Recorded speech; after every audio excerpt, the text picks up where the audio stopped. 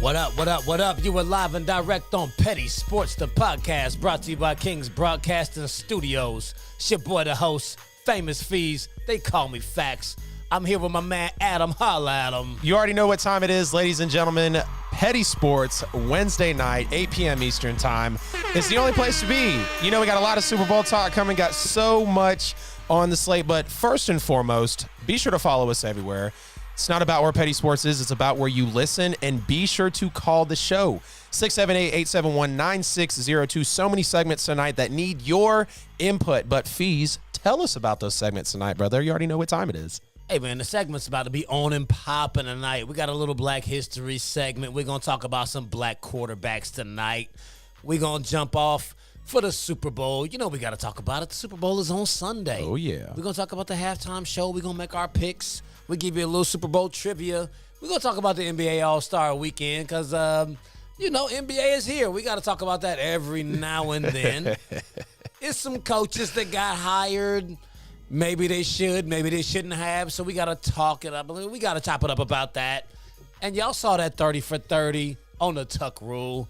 We got a couple of interesting little segments on that. And there's just a little bit about the Pro Bowl in there and that whole weekend. So, man, it's going to be what it is, like it is every single week. Get your popcorn ready. Get you a good stick. Get you a drink. We on the proper 12 tonight. Take some notes. It's about to go down. Before we go off the top, we're going to hit you off with one of these Coach 30 specials on the Lakers. G, let them know what it do.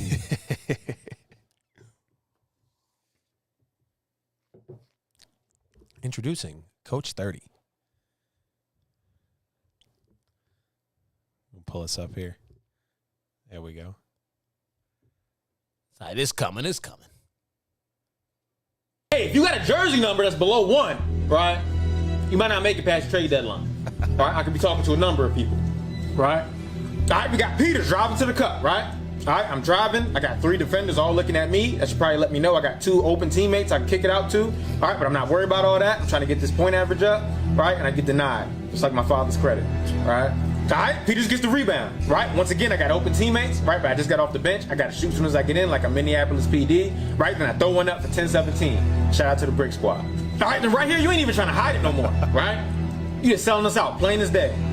Like Sonny from You Got Served. And this right here is the last straw, right? Because I don't like nobody touching my hair. And that's cap. There was no hair on the spot that I touched. I didn't feel one strand of hair. Nah, look at the film. There was no hair. Like, take off your hat right now. I'm gonna show you. There was no hair on the spot that I touched. I can prove it. Yeah, get John Wall for John Wall. Yeah, do it now. Oh, Shout man. out Coach 30 for blowing up the Facebook page, man. We need you to reply, brother. We want to bring you into the Petty crew, rock some I'm not really an athlete attire, and bring in part of the fam. Let's go off the top, Fees. Man, he ain't have to do him like that about his hair, though. Say, no cap. It was not one strand on the part that I touched. Like, damn. Oh, he killed Braun with that. There was no hair. But, yo, we're going to go off the top. At the top of the hour, we got Alvin Kamara. They call him AK-41. He's going to be facing likely a hefty suspension, pending the fallout behind, I don't know if we want to call it a bar brawl or just a straight molly-whopping near the elevator after the Pro Bowl in Las Vegas. How many games do you think he's going to get behind that? It's very unfortunate to see this situation from Alvin Kamara, man. I mean, when the news broke, I was kind of, curious as to what happened. But we have the report in front of us now. The NFL standard is 6 games. But unfortunately, I could see about half a season for this. The pictures were absolutely awful. I know those have been circulating the internet. But the big thing is going to be proving if Alvin Kamara actually was the main perpetrator. He actually caused the harm. And to what extent he actually caused the harm, I guess they'll be judging, I guess if you haven't had any stops or swings involved. I mean, clearly, Alvin Kamara was involved in this situation. And, of course, he can appeal whatever suspension comes out and get it reduced to a couple of games like, we see around in the NFL. But I think the biggest thing about this situation that actually confuses me is So the incident happened at about 5:50 on Saturday, and the Pro Bowl was on Sunday the next day at around 3 p.m. He was already a suspect in the case, and he was allowed to still play.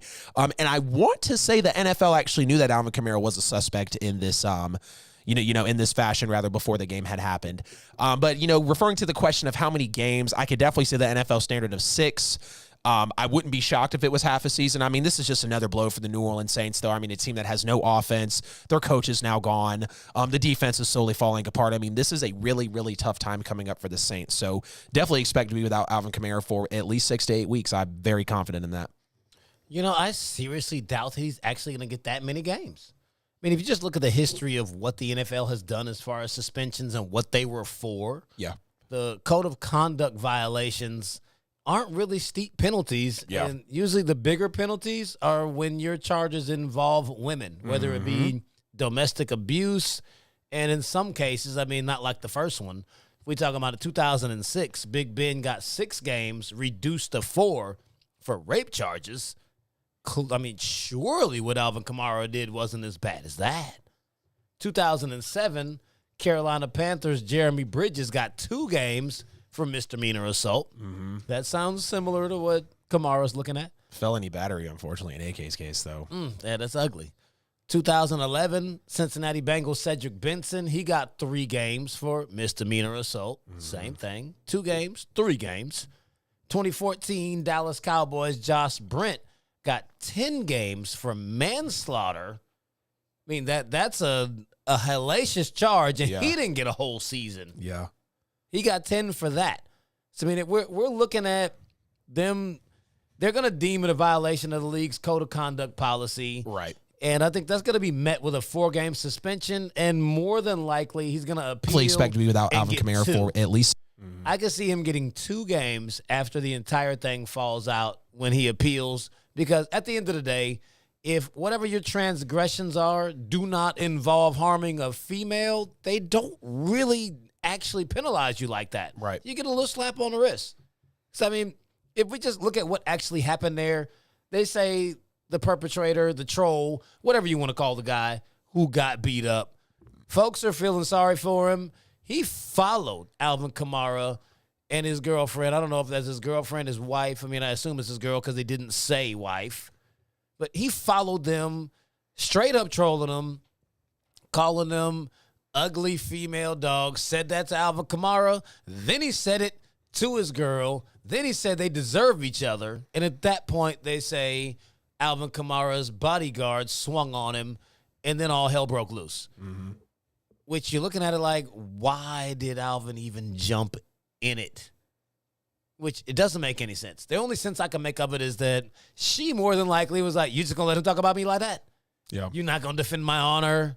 What are you going to do? Right. So then he jumped in because he had to get his hands dirty, which she probably feels great about it, even though he's now facing punishment for it, even though his bodyguards, they had the whole situation handled. Right. But at the end of the day, he's not going to miss very many games. The NFL is not going to crucify him for that, and that it'll be washed. Yeah. Yeah, it's definitely a tough situation knowing that, they're actually, attempting to escalate to felony battery. And that's going to be on, I don't remember who it's specifically on. I want to say, I think like the department that's actually involved, the police department with the report to actually press felony charges, but it is capable, of being charged that way. I think the one thing that's unfortunate though, and I actually just kind of learned this, I wasn't aware when, people go through disciplinary problems, is even if it's not a criminal offense, the NFL still obviously hands out their own type of punishment. Sometimes that's more, which people appreciate, but sometimes if the criminal offense is major, the NFL might view it as just, a slap on the wrist. You might have kicked a little kid's toy box over or something, like this is how the NFL sometimes takes these situations. So it's definitely tough. But I just wish the best for AK, and I know what you mean as well. The NFL allowing people to appeal. They don't want to see their stars off the field. Okay. They know Alvin Kamara is a top 3, top 5 running back in this league right now, whether he's playing on the type of team that he is or not. They still want to keep their product on the field. So definitely a tough situation for AK. These guys just got to be smarter, man. No matter who it is, trolls, perpetrators, whatever, you have a family, you have a lifestyle to uphold that the 1% of the 1% get to live, the privilege to live it. So definitely tough, but, prayers up for everybody involved. Oh, absolutely. I see my man Terrell talking about what about Pac-Man Jones. We would actually have to take an entire show to talk about Pac-Man. That's why I left him out. Right. He has entirely too much on his rap sheet. So we're just going to leave Pac-Man where Pac-Man is. Oh, man. Jeez. That's a little much of a sheet to pull there. We have to pull the receipts on him for real. Yeah, that's entirely too much. So, man, in honor of Black History Month, before we move on to the quarterbacks, I would be remiss if I meant to actually start off earlier. Just completely skipped that. Mama Sharper, her birthday is tomorrow, 75 years old. Got to show her some Happy love. birthday, Mom. I know she's watching tonight, so happy early birthday all day. Span for Black History Month, what we're going to do is keep that trend going. We're now going to drop a segment on you. Me and Adam are going to drop our top 5 black quarterbacks of all time. Oh, yeah. Adam's going to give them to you 5-1. Let them know what it do. Absolutely. Hey, y'all see the lower third. Call the show and give us your top 5. There's going to be, look, we only got 5, okay? There's probably going to be some that we leave out. People are going to be upset, but nonetheless, here we go. So for Black History Month, let me give you my top 5 black quarterbacks of all time. And we've seen a lot of great ones, but this was a little bit of a tough one to narrow down. So number 5, I will start out with my actual first quarterback love ever, and that will be Michael Vick. One of the best dual threats we've ever seen, obviously, major arm. He might not have been a great passer or necessarily fit into the NFL at the time that he was in the league. But actually, our first show that we ever did, we had a Fact or Fiction talking about, is Mike Vick the best? Man, that was some controversy on that clip there. The best dual threat quarterback of all time. And we know what Vick has done, very elusive. Might not have been a fantastic leader. Obviously, he had some hiccups, after Atlanta, but even being able to go on to Philadelphia. Love Mike Vick, love what he's done. I love the way his broadcasting career has involved. And I mean, I'll always be a fan of Vick. No doubt about that. Now, at number 4, this is probably going to ruffle a lot of people's feathers when they hear the rest of the list and realize where I placed him. But I will have Cameron Newton at number 4. Yes, Killer Cam out of Auburn with the Panthers, floating around a little bit with the Patriots. We've seen what his career has been lately. But there is a lot of talk, actually, about Cam Newton potentially being the best rushing quarterback of all time. NFL record, I want to say, for most rushing touchdowns by a quarterback, multiple seasons of double digits. I want to say he's at 75, if I'm not mistaken. And I want to say he's like 1,100 rushing attempts in his actual career. That within itself is absolutely insane. I mean, that's an average of what the quarterback taking off 100 plus times a season. But we know who Cam is. Now, unfortunately, he has been overshadowed by some 7-9 seasons. We can't deny the 15-1 year. We can't deny the MVP. We can't deny that he was absolutely the best player in the NFL that year. But unfortunately, Cam hasn't always shown us consistency. He's barely been able to complete 60% of his passes a good bit of the time. But I love what Cam brings to the table. I mean, he's a prodigy, obviously. We've seen what Cam Newton was when he came into the league, and obviously we hope he can get back there. Now, at number 3, a gentleman that was very similar to Michael Vick. Give me Donovan Mcnabb with those Philadelphia Eagles. And McNabb and Andy Reid had a hell of a time together, for sure. You could say that when McNabb came in, it was really a breath of relief. It was a sigh or a breath of fresh air, a sigh of relief for Andy Reid, because he really needed someone at that point in his career. And obviously McNabb coming in, being fresh into the league, understanding that he wanted to get a great identity underneath his belt. We know what McNabb was. And I compared him to Dak last week. He can obviously roll out of the pocket, manipulate when he wants to. And he's not going to have he can have a massive arm, absolutely. He doesn't always have to bring it out. He can be accurate throwing down the field. And overall, just a very, very smart quarterback in the game. Now, on to number 2, and Fees, you and I talked about this. It's really hard to not put these guys at the top. I mean, we've seen what they've done in the short and the long time that they're going to be in the league. Russell Wilson at number 2. Back-to-back Super Bowl appearances. Kind of crazy he's never had an MVP vote or an MVP, but he is a champion and definitely had the chance to be a back-to-back champion as well. Obviously, we know Russ can throw an amazing deep ball. He can manipulate the pocket when he wants. We've seen what Russ brings to the table, and overall, a fantastic quarterback that he has been and will continue to be throughout his career. Will he stay with Seattle? How does he finish his career out? We don't know, but we know we want to see him in another big game. And at the top, number 1, 100%. Kermit Mahomes, Patrick Mahomes at the top spot here for the top 5 all-time black quarterbacks. We know what Mahomes is as well. We know what all these guys on the list bring to the table, but actually being able to explore them, putting them up in this type of list, and we've got the full list that'll reflect back there behind me, so you can see the top 5 black quarterbacks of all time, in my opinion. Mahomes is absolutely great, can make any throw, a true magician. What can't Mahomes do? He's spectacular, no-look passes. We don't have to really just sit here and talk about the talent of these guys, but rather justify why we have them where we do and why they are specifically on this list. So Vick at number 5, Cam Newton at number 4, Donovan McNabb at number 3, Russell Wilson at number 2, and Patrick Mahomes at number 1 for my top 5 all-time Black NFL quarterbacks. Over to you, Facts. All right, I'm not mad at it, but I don't agree with it entirely. So let me tell y'all how the list is supposed to look, because he flagrantly left out some quarterbacks that are supposed to be on this list. Flagrantly. Felony charges here. Now, at number 5, I'm going to give you Donovan McNabb. They call him Mac Nasty. Him and his mama put Campbell's Chunky Soup on the map with their commercials. I don't think Campbell's was selling soup like that until we saw him and Mama Mac Nasty on the commercials. But look at the guy. 2nd overall pick in the 99 draft. 4 straight NFC championship games with under Andy Reid. 1 trip to the Super Bowl. 6-time Pro Bowler. I mean, he was just that close to winning a Super Bowl with him and T.O. and the crew. He was 9-7 in the postseason. I mean, that is major. Mm-hmm. We talk about postseason records with a lot of quarterbacks, and that is better than a lot of quarterbacks that we have ranked even in our top 10 all time. So, I mean, you can't scoff at where he falls on the postseason rankings. 25th all time in passing yards, 31st in passing touchdowns. Donovan McNabb is like one of those forgotten wonders because he didn't get the Super Bowl win under his belt. Yep. We forget how good he was. He was a super dual threat quarterback. He could run, very accurate, one of the best that we've seen. And we'll move on to number 4, Steve Mcnair, the Bruz. Got to give him a little bit of love, straight out of Alcorn State.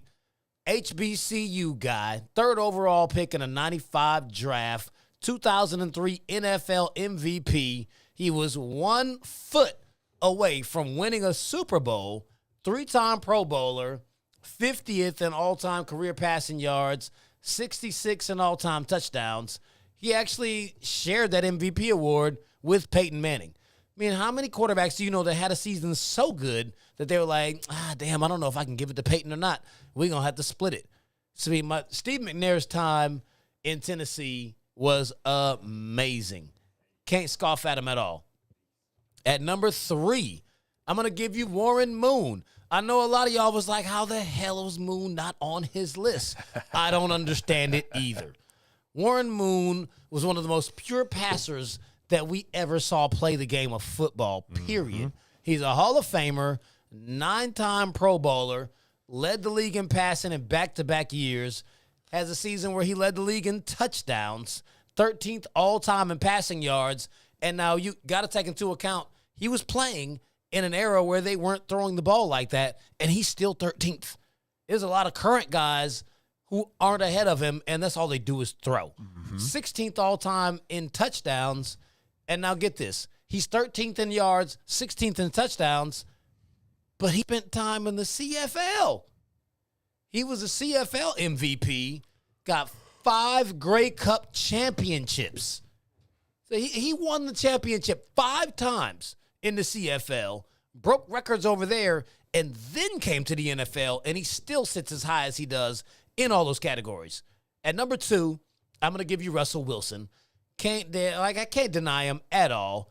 Back-to-back Super Bowl appearances, Super Bowl champion, 9 Pro Bowls in 10 seasons in the NFL, 9 winning seasons in 10 seasons, 15th all-time in passing touchdowns already, 26th all-time in yards, 4th highest passer rating all-time, 9-7 postseason record. You see the trend there. These guys, they're way up there. And I absolutely got to tell you, Russell Wilson is the most accurate deep ball passer we've ever seen. Yeah. And at the top of the list, just like Adams, Patrick Mahomes. You know I've come on here and tried to say things not good about Pat, but you can't. Because, I mean, Pat won a Super Bowl in his 3rd year? 2nd year as a starter, but yeah. 3rd year. Reached back-to-back Super Bowls, won the MVP, has 4 Pro Bowls in 5 seasons, has a 50-touchdown passing season, which is tied for 2nd all-time, hosted 4 consecutive AFC championship games and counting because that streak hasn't stopped. He has the highest career passer rating all time, a 50-13 regular season record, 8-3 postseason. I mean, he's already in the premature GOAT conversations. There's really no knocks on Pat Mahomes. The dude has come through. He's killing it. Best black quarterback all time. Weigh in and let us know what y'all think about our list. Let us know who you think is top 5 all-time black quarterbacks. Please call the show. I mean, look, one segment already rolled off. No callers.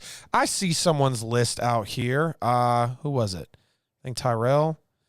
Believe so. If this will work out for me, I believe he has to be trolling. He has to be pulling an AK. He said here. McNabb is trash. Is he serious? He goes Wilson 1, Vick 2, Dak 3, Mahomes 4, Vince Young 5. Yeah, you can't be serious. You did not put Dak Prescott above Patrick Mahomes. And Vince Young? Oh my goodness. What are you talking about, college? Oh my goodness. I mean, if we're talking about college, you're going to have to put Tommy Frazier in there. Next. He ranks really high. Oh my goodness. I mean, even Charlie Ward might get in the conversation. Cam Newton, he's not in your college black quarterbacks? What the hell did Russell Wilson do? Because, I mean, it seems like you're clearly talking about college. You can't be talking about NFL. Mike Vick at 2, Dak Prescott at 3. I mean, throw this guy away. What NFL have you been watching? Jesus. Dak does not belong. Dak is the furthest from that list. Respect Dak a lot. He's a great player. He's a good player. Has yet to be great, in my opinion. I mean, there's Doug Williams, Randall Cunningham. Right. Like, there's so many black quarterbacks that go ahead of Dak Prescott. Yeah. And it's not a knock on Dak. He's just not up there. Nope. And the fact that you mentioned Vince Young, we should block you from Petty Sports. Jesus. That was all college. He did nothing in the NFL. Yeah. Vince Young's NFL career is barely better than Jamarcus Russell. Oh, my God. Nothing. He did nothing in the NFL.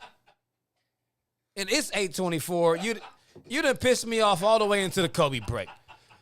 We going to count this thing down, and then we going to take a break, and we going to come back and finish roasting Terrell.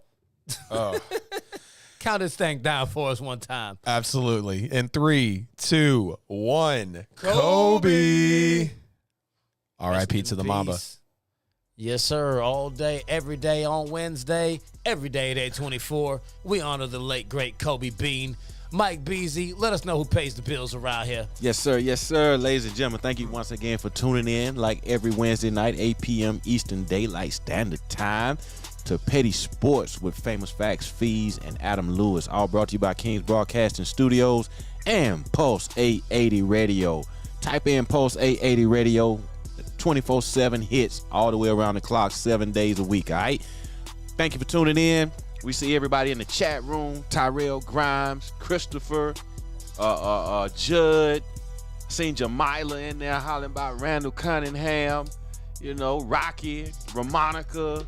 You know, the house is packed in there tonight. Ken Walker, Terrell Grimes.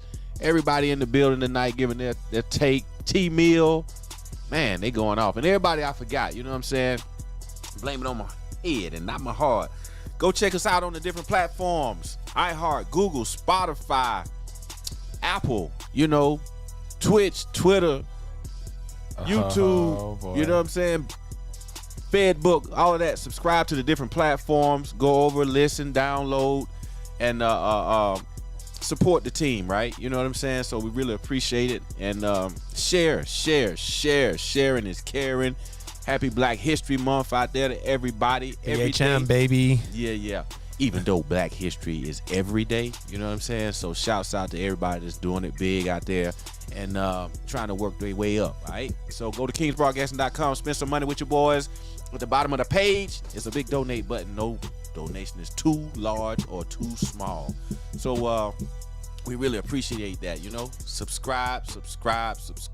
Go over to the YouTube page and subscribe. Thank you, everybody, for your support on the Fedbook, all right? You know what I'm saying? TikTok, all that good stuff, man. Keep it coming. Call in at 678-871-9602, 678-871-9602. That's how you can be a part of the show tonight. Express your opinion and your thoughts, and you know what I'm saying? Support black business. Support black business. Support black businesses, because we do ATL. Hold back to the regular scheduled program. Yes, sir. Yes, sir. You are tuned in to Petty Sports, the podcast. We're going to jump right back into it. But before we do, I see a couple of ridiculous comments. It says Vince Young was a beast. He was a beast in college. He never beasted anything in the NFL. Ask the Titans fan. You say you're a Cowboys fan? Go back under the rock that you live under. Chris Guerrero, we're talking about black quarterbacks. So until you mention someone that has melanin, then I'm not going to address your list. Now, we're going to move on. We're going to stick with the black quarterbacks because Kyler Murray has deleted all of the Arizona Cardinals-related posts from his IG. So is the former first overall pick demanding a trade, more money, or is he done with football? This is a very interesting thing to see because we see this sometimes from athletes around the league, and sometimes it might not be anything, but then sometimes it is just the beginning of the end. And I can't come forward with athletes specifically, you know, in recent memory, but we've seen it time and time again. And again, sometimes it's speculation, but sometimes it is a potential cause for concern. I don't think Kyler's going to be demanding a trade. I think if anything, he should demand a new head coach. Now, Cliff Kingsbury did obviously coach his ass off this year and get them to the postseason, but falling so short in the wild card round like they did was definitely cause for concern. Unfortunately, Cliff was on my head coaching hot seat this year, but I could say he potentially saved his job. I don't think he's demanding a trade, though. No, not a trade.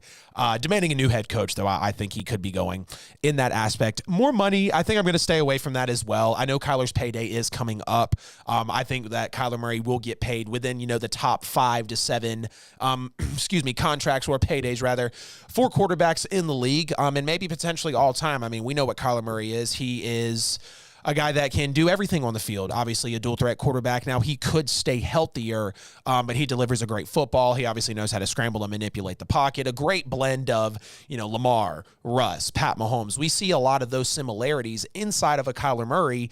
So I don't think he'd be demanding more money, no, because I think he knows that his payday is coming, especially with being a number 1 overall pick. Being done with football, though, that is something that people could potentially speculate around because people forget that Kyler Murray was a top 10 pick in Major League Baseball. First pick. Exactly. Okay, so it was first. I thought it was actually top 10. Number one overall pick in baseball, I believe by the Oakland Athletics, if I'm not mistaken. Correct. Turned around, paid all of his signing bonus back to Major League Baseball to go and play as the number 1 overall pick and a starting NFL quarterback. You know, there has been speculation if Kyler did ever want to give up on the NFL or football, he could resort to baseball. I do think he is better built for baseball, just speaking realistically. We've seen, you know, season over season, Kyler comes out great. He's no question a top 3 to 5 guy, you know, within the last couple of years by the way he's played. But then by the time the season moves on, he's taking a couple hits. It gets, you know, thicker. The games get closer. Kyler Murray starts to break down. And I think we could really attribute a lot of that to the fact that he's a smaller quarterback. You know, he's 5'9", 5'10" with a couple pairs of socks on. I mean, we've heard all of the height jokes about Kyler Murray. So I don't think it's going to be for more money. He knows he's going to get paid. Not demanding a trade, but definitely another head coach. Maybe after this season, I feel like Cliff did keep his job. But being done with football, that is something that you could definitely, as much as I don't want to buy into that because Kyler's one of my favorite players, if not my ultimate favorite player right now in the NFL. Him potentially resorting to Major League Baseball would be a hell of a turn for all of the sporting world, let alone Kyler Murray's career. Yeah, I mean, I don't see him turning to baseball. I mean, that would be unfortunate. I mean, it basically would just be him quitting right on the game of football. Literally. But he doesn't have the right to demand a trade or even more money at this point. Right. Because just like you basically lined out, he's in 3 seasons, been to 2 Pro Bowls, electrifying highlights, but every season starts off great, and then it tailors off. Yep. The front office has made many moves to improve this roster and his supporting cast. So they've done their job in helping Kyler. Right. The only thing of what I actually saw here is on these posts, he left some Oklahoma posts from back when he finished his last season with the Sooners and a post from the Pro Bowl that had about 5 or 6 pictures on it. And what I noticed in the pictures, there were 2 or 3 pictures with him and Matt LaFleur. So I'm like, is it possible that he's planning on replacing Aaron Rodgers in Green Bay? that could land Devontae Adams staying because he has no leeway to leave the Packers. He could be looking at taking his talents to Green Bay. I mean, that's a possibility. Wow. I wouldn't call it, but I'm saying, hey, he left the pictures there, so he left it to speculation. Right. So it could be that. Right.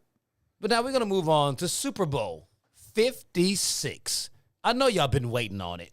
We'll start off real lighthearted with it. The halftime show. It's headlined by Dr. Dre, Snoop Dogg, Eminem, Shady, Mary J. Blige, and K. Dot, Kendrick Lamar. What are you looking forward to with this epic cast of halftime performers? Well, I'm looking for I'm looking for all the kids out there that are trying to make these claims of Cooper Kupp might have had the best wide receiver season ever, and Derrick Henry might be the greatest running back of all time, and all these young kids out there that are just now jumping into the game of football, trying to make all these crazy claims. I feel like I could say it's an old school or older school halftime show. I mean, Dre, Snoop, Eminem, Mary J at the very least. Obviously, K. Dot's been in there for a minute. I guess he's the newest out of all of them. But, I'm looking for a little nothing but a G thing, followed up by maybe some Rap God by Eminem, smoothing over into some Real Love by Mary J, and then maybe finishing out with some Humble by Kendrick Lamar. This is going to be a fantastic halftime show. I think if nothing else, you could argue and say that a small percentage of these viewers, a lot like every year, and I'd like to see if it's potentially higher, because this is going to be one of the most watched Super Bowls of all time, maybe pulling the most viewership out of the last few years in general. I would like to see the potential numbers for that. But people just tuning in for the halftime show itself. I mean, the fact that they were able to bring all of these legends together, guys that have definitely worked together in the business, collabed with each other, just been in the game for so long. And I mean, then look at the Super Bowl matchup that we have, just to really set everything off. We knew the guys that were going to perform months ago, but now that we have this amazing fairy tale storyline matchup, it's going to be great. So I'm super pumped to get these young kids potentially put in their place about all these crazy hot takes and this music that they're on, because this is going to be a show for sure. And yes, I'm young. I'm 24. Don't start flaming me in the comments, but I am a little cultured when it comes to some music and football. You know what I mean? So it's going to be a great Super Bowl 56 halftime show for sure. Funny. Yeah, for those of y'all that are like, wait, what do you know about that? The guy who left Warren Moon out of his top 5 quarterbacks. Yeah, I'm 39. I know about it. That's why I had Warren Moon in my top 5. That's why I'm excited about this halftime lineup for the Super Bowl, because I grew up with these folks. Oh, yeah. I'm expecting to get a trip down memory lane. Oh, yeah. Straight old school 90s hip hop. We're going to get all the songs that we used to love. They got M in there, so that's going to give you some early 2000s, because we know he didn't come that early on. Then they sprinkled a little Mary J in there. For the New York folks, Mary J is from Savannah, Georgia, so cut it out. She is a down south person, so y'all can't claim her either. And, I mean, outside of that, I'm expecting all of that old school hip-hop. They might drop like a little dash or something new that they put together with the whole crew. And there's definitely going to be some type of activism infused into this performance. I guarantee you, with all of them, they may leave it to Kendrick to do it, or they may all do it. Like, he may stand in front of it and they rock with him. There's going to be some form of an activist statement, and I'm waiting on it. And I'm expecting Kendrick to be the one to do it. The halftime show is going to be off the chain. I won't even get a chance to go eat some wings, use the bathroom, or whatever it is that I usually do at halftime. Got to stand by and watch it. 100%. So, man, we're going to move on to the prop bets, because this is going to be a heavy hitter with the bettors. What will the first score of the Super Bowl be? Is it going to be a passing touchdown, a rushing touchdown, a pick six, a fumble return, a kickoff or a punt return, a field goal, or a safety? I think I got every way you could score. Yeah. Yeah, I think you definitely did. No doubt about it. I got to say a passing touchdown. I mean, both of these offenses are extremely high flying. I think Cincinnati really has the I definitely think Cincinnati has the edge in offensive presence. I think they're overall just more consistent with it. But I could see, Joe Burrow to any of his reputable receivers out there, specifically to a Jamar Chase or T. Higgins. And specifically because that Rams secondary, outside of Jalen Ramsey, they kind of have some question marks overall when it comes to, okay, who is their for sure second guy behind us that's going to absolutely be behind Jalen Ramsey and be able to support him in the secondary. And even if you look on the other side, as much as the Bengals secondary has and should be respected to this point in the season, we can't forget about Cooper Kupp. We can't forget about Odell Beckham Jr. We can't forget about the fact that Stafford can still throw a huge bomb in the middle of this game. So I have to go passing touchdown here. I just don't see any other outcome, especially how this Super Bowl and this NFL season has played out. Okay. No, Trevor asked us if we were admitting that we were wrong. I picked the Bengals to beat the Raiders, the Titans, and the Chiefs. I mean, I was wrong about them for the season, if that's what you're referring to, but I picked them to win every postseason game. So I wasn't wrong about those. We actually teased them twice, and it's on YouTube. Are the Bengals Super Bowl contenders, and is it time to start taking them seriously? Those videos are out less than 90 days ago. I did not pick them to be this good at all. I'm not going to come on here and say that. Right. Who did? I picked them to win every postseason game. Right. But as far as the first score of the game, I'm going with a passing touchdown, but not in the fashion that you think. A pick six. I knew that's what you were going to say. The first touchdown of Super Bowl 56 will be a Matthew Stafford pick six. I knew it. Welcome to the Super Bowl. Knew it. The moment got too big for you. You pissed down your leg. You threw a pick six. Now all hell broke loose. Oh, boy. That's what I got. Avalanche. Avalanche from there. All right, so man, let's get to the meat and potatoes of this thing. Who is winning Super Bowl 56 and why?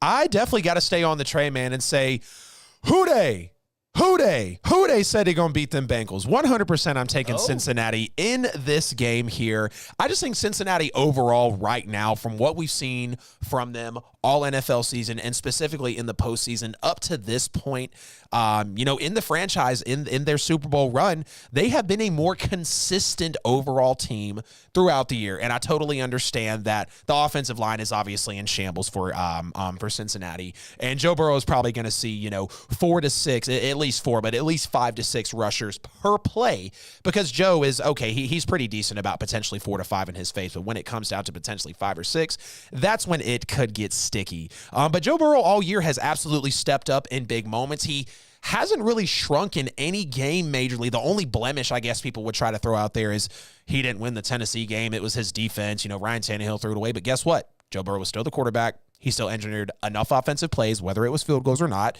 and got the Bengals to this point. And I mean, Fees, if there's anything that you've actually said correctly about the Bengals this year, give me another quarterback that is this early in their career that has literally, with the quarterback position, elevated them, not maybe carried them, but actually playing a role, not riding off of a defense or a hell of a running back to turn around and put the ball in his belly. Joe Burrow has been there week in and week out for this team. Like I mentioned earlier, the offense is more high flying, I feel like, than Los Angeles. I feel like they have bigger plays. Joe Burrow and Jamar Chase literally led the league in big play attempts and completions, 20, 30 plus yards there. It's no doubt that they're going to be throwing bombs in this Super Bowl. And they're just not really a finesse offense at this point in the season.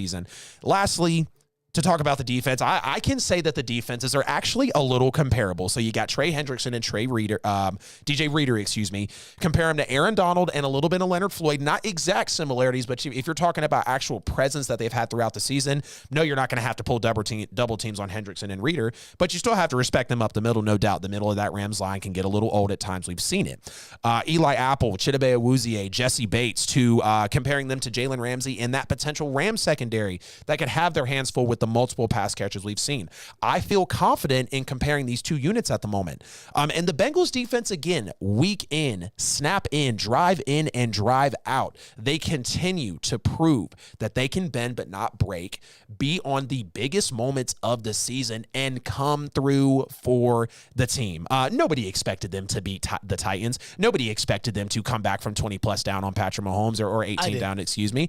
My boy did, though. He absolutely called it. He expected them to come through it, and they 100% did. So give me The who they said they're going to beat them Bengals to win the Super Bowl. Matthew Stafford will continue to be talented, but not great in the big moments. And unfortunately, will get crapped all over because it's been an entire upgrade, and he'll continue to be a has-been on that narrative. Yeah, but the Bengals didn't steal y'all whole chant like that. They say who they don't say said they gonna beat them.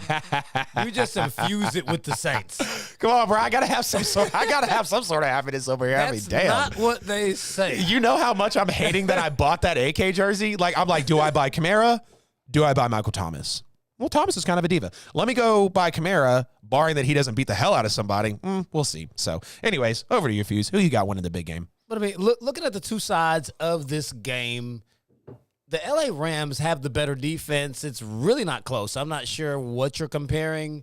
I mean, the Rams have everything on the defensive side of the football. They've also got Matthew Stafford with an extreme complement of weapons with OBJ, Cooper Kupp, Higbee. I mean, he's got Sony Michel is acting like he's playing like his rookie year in New England. I mean, we don't really know what he's going to be on this stage, but I mean, there's no actual advantage as far as analysis of what I can give you to tell you why I'm taking the Cincinnati Bengals, other than the fact that Joe Burrow, he exudes so much confidence, he doesn't really feel like he can lose. Right. And the team rallies behind him. They take on his personality. Yep. This dude is out there throwing the ball to Jamar Chase. Shiesty. Like I've told you multiple times over, he feels like he's still playing at LSU. He's got his homeboy out there. The dude is just cool. He's going to hit Jamar Chase for deep balls. Doesn't matter if Jalen Ramsey is guarding him, because you saw Jalen Ramsey get burnt by Mike Evans. Jamar Chase is just as big and faster than Mike Evans. So Ramsey will get burnt. Burrow is not scared of throwing the ball at him. He will hit Higgins if he needs to. He will hit Boyd. I mean, he has weapons too. They're going to try to implement Mixon early to see if they can soften up that defense, because we know the offensive line for the Cincinnati Bengals is terrible. So, I mean, they'll try to start off running the ball, but I feel like they're going to come out. They'll get that pick six that I told you to start the football game, take an early lead, and then that's just going to take the confident train all the way home. Joe Burrow and the Cincinnati Bengals get their first Super Bowl win, 31-21. Book that. Ooh, here for it. Judd says, who would you rather have as the quarterback in a big game, Stafford or Burrow? Give me Joe Cool every time. Bengals 31, Rams 24. Christopher thinks it's going to be a messy Super Bowl. Tyrell, again, doubling down with the Bengals pick. Bengals 34, Rams 24. We rolling with you this time, Tyrell. Yeah, Jamila asking us to give Stafford a break. When Stafford gives us a break, Jamila, we'll give Stafford a break, okay? Honestly, just got to put that out there that way. Now, he has stepped up in the moments he's seen thus far. But the Super Bowl, throw all the stats, all the records, everything out the window. Okay, this is completely different. And the Bengals are the more motivated, in my opinion, ready team to be on this stage. I mean, who isn't pulling for Cincinnati at this point? I mean, let's be real about it. Yeah, pretty much. So real quick before we go to the break, Super Bowl MVP, who's winning it? I got to give it to Joe Cool, man. As much as I want to give it to Jamar Chase, I think Joe Burrow, in specific times in the biggest game of his career, in the biggest game of the season, will absolutely step up to the occasion. He will take plenty of quarterback hits. He will probably make a few mistakes. But at the end of the day, I think Joe Burrow will continue his winning ways. He will continue his big play mentality, his major confidence that continues to exude from his character and really just be infectious and ripple all around the Cincinnati franchise. And I think when you take a look at who overall could be the sole deciding factor for winning this football game, you obviously naturally look at the quarterback position. So I'm going to keep it simple and stay with Joe Shiesty, Super Bowl MVP, with a Heisman and a Super Bowl winner. And a number one overall pick. We could go all day, though. Go ahead, Fees. I mean, it's absolutely an easy pick if you're taking the Cincinnati Bengals to say that Joe Burrow will win the MVP. I'm going to take Joe Mixon. Ooh. I think he's going to have a great game on the ground, which is going to neutralize what the Rams defense is doing. He's going to catch a lot of screen passes in the flats out of the backfield. I think he's going to have a game where he has about 75 yards rushing and a touchdown. Mm-hmm. He might also have another 75 to 100 yards receiving because of what the defense is giving him. They're going to pressure Joe. He's not going to be able to get too many passes to Jamar Chase deep down the field due to a lack of time. Yep. I think Joe Mixon has an insane amount of catches along with his rushes. So I think his all-purpose yards and touchdowns, he'll get 2 touchdowns in the game, 1 rushing, 1 passing. He'll have about 7 or 8 receptions. He'll also have at least a good 75 yards on the ground. Yeah. I think Joe Mixon is going to get it. Yeah, he'd be a major producer. Swiss Army knife out there, no doubt about it. Yep, it's going to be the Mixon show. But, man, we reach 8:45. The show is rolling. We clearly just don't have enough time these days. I mean, I don't know how the hell we got to 8:45 already. Mike Beasley, let these folks know who pay these bills. When we come back, we shifting gears to the NBA. Yes, ladies and gentlemen, like always, thank you so much for tuning in. You watching Famous Facts Feeds, Adam Lewis, here on Petty Sports like every Wednesday, 8 o'clock Eastern Daylight Time, all brought to you by Kingz Broadcasting and Pulse 880, Pulse 880 Radio. Tune in, 24/7 radio station, all kind of music, hip-hop, gospel, jazz, you know what I'm saying, a little soft rock. It's all over the place, so tune in, check it out. Think you guys will enjoy. We really appreciate the support. As you can see, the show is rolling on with Rush, right? You know what I'm saying? So go check out the show, some of the previously aired programming. And this show will be out in a couple of days on Apple, iHeart, Google, Spotify, all that good stuff right there, man. So your podcast platform of preference will greatly be appreciated if you show your support and share. Continue to share the show. Thank you so much. Everybody getting down in the chat room, and subscribe to that YouTube page. Subscribe. That will really do us a big solid. Thank you for everyone that's subscribed already. And even on the Facebook page, you know what I'm saying? Numbers look crazy over there, right? So thank you for that. And hey, continue to support. Go to KingzBroadcasting.com. Kingz with a Z. KingzBroadcasting.com. Spend some money over there. At the bottom of the page, hit the donate button and continue to help us bring forth the great content that we do every week. You know what I'm saying? So thank you so much, ladies and gentlemen. All right, you know what I'm saying? So we really appreciate it. Help us help you help us. How about that? You know what I'm saying? We'll just say it like that, like my good buddy Q Smooth would say. Help us help you help us. All right, you know what I mean? So thank you so much. Support black business. Support black business. Support black businesses. Cause we do. ATL ho. Hey, yeah, call in 678-871-9602. 678-871-9602. That's how you can be a part of the show tonight and express your opinion. What you like about the show, what you don't like, you know what I'm saying? We'd really love to hear from you, all right? Hey. Yes, sir. Y'all heard the number. It's 678-871-9602. My man Chris has an opinion on everything. He's scared to call the show because he really don't want that smoke. He's a Twitter finger warrior. Call the show. You got entirely too much to say. We're going to shift gears all the way to the NBA. The reserves, the starters, everyone has been listed. We're going to start off with the reserves, though. They've been announced. LeBron and KD, they're going to make their picks tomorrow night. Mm-hmm. That should be great because that has turned into an epic thing. So now, what do you think about the reserve pool currently? Let me just let you know who it is. On the West, we got Chris Paul, Devin Booker, Rudy Gobert, Donovan Mitchell, Luka Doncic, Draymond Green, and Cat. You know, Karl Anthony Towns. We can't just call him Cat. That's in my realm. That's a bad thing. Yeah. In the East, we got Darius Garland for the first time, Fred VanVleet for the first time, Jimmy Butler, James Harden, Zach LaVine, Chris Middleton, and Jason Tatum. What do you think about this lineup? I'm pretty fond of it. There are obviously plenty of guys in this lineup that deserve to be here. But, man, when you take a look at the actual reserve list, and I'm trying to get it pulled up here, in the East, Jimmy Butler, Garland, like you said, James Harden, LaVine, Middleton. There's a lot of guys in there that you could potentially argue they should have been in the starting lineup. Not as heavy, though, in the West pool. Obviously, you went down the list. I mean, I think the few that jump out at me is definitely Devin Booker, Luka, of course, maybe even Rudy Gobert, but I think the two in Booker and Doncic definitely take the cake for me.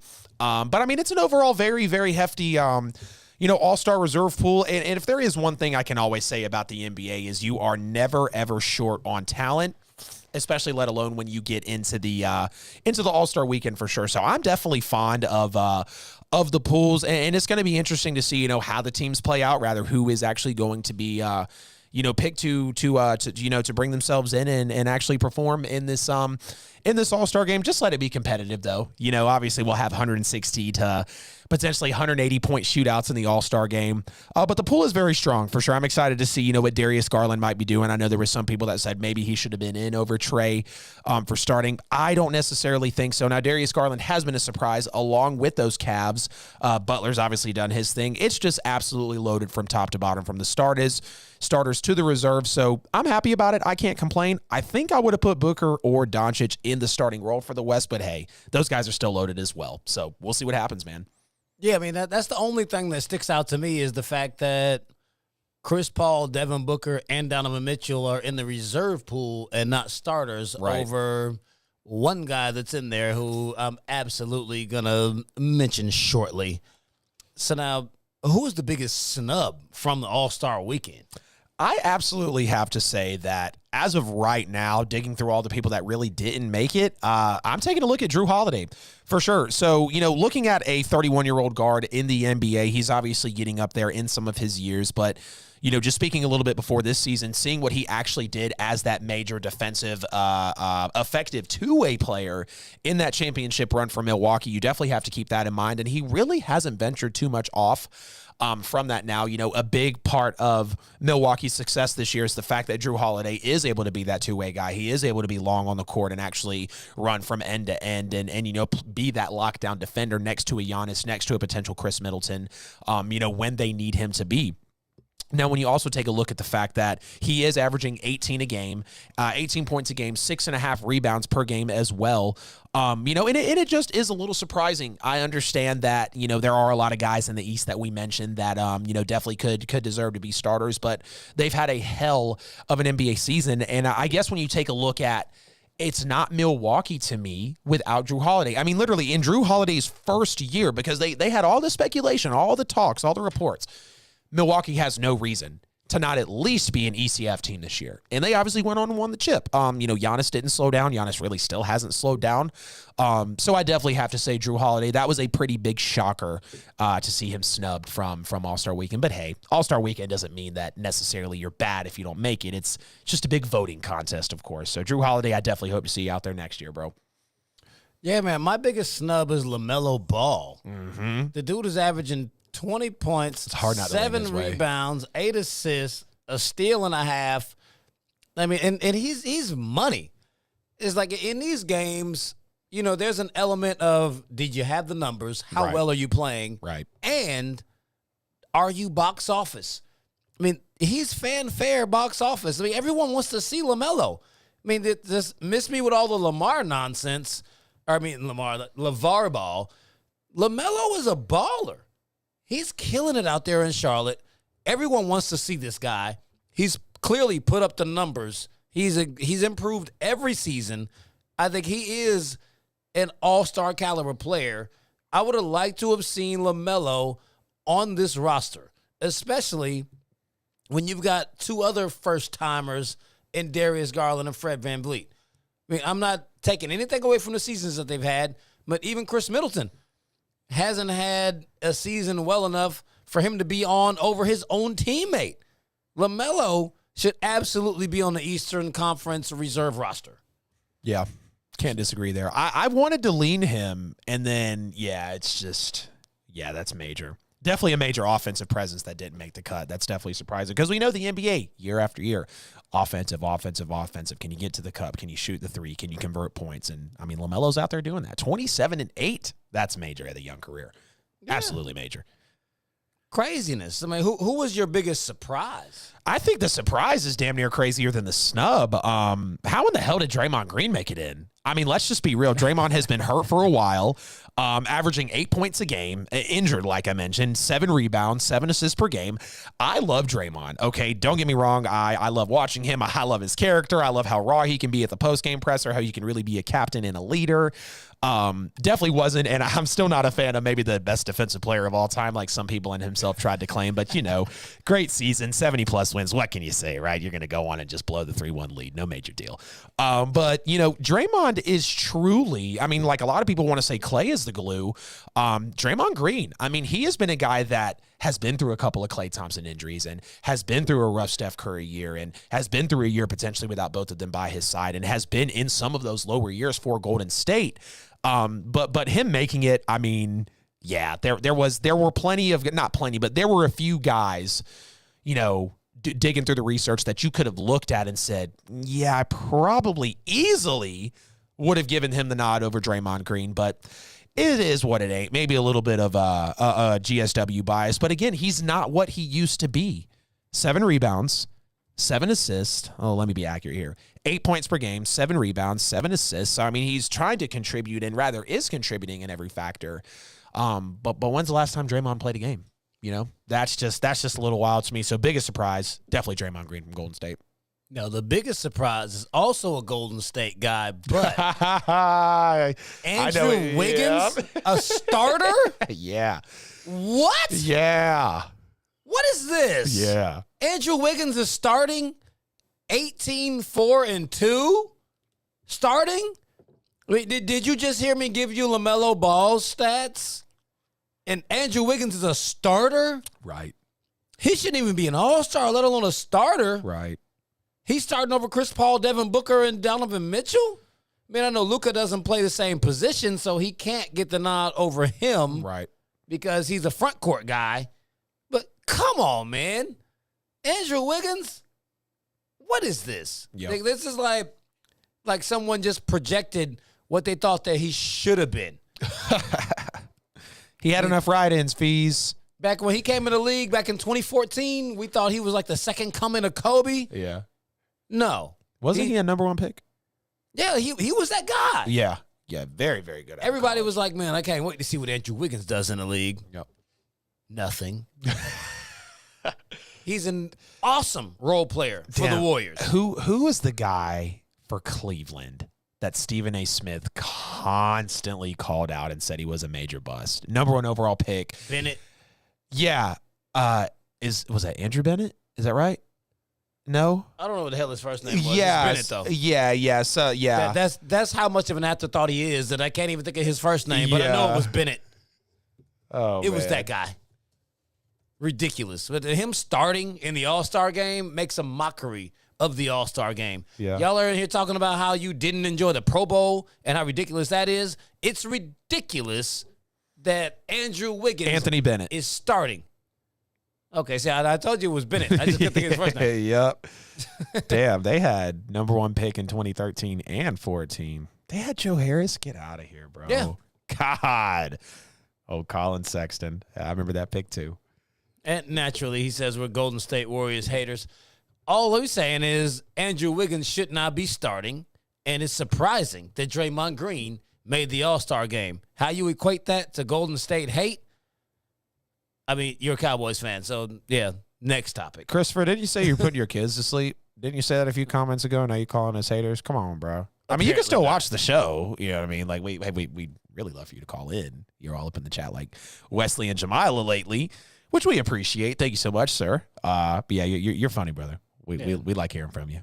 Finish putting them to sleep. Have a cocktail. We'll be on for the next hour. There's plenty of time for you to call. Yeah, we'll let you regroup an hour or two. Don't be afraid now.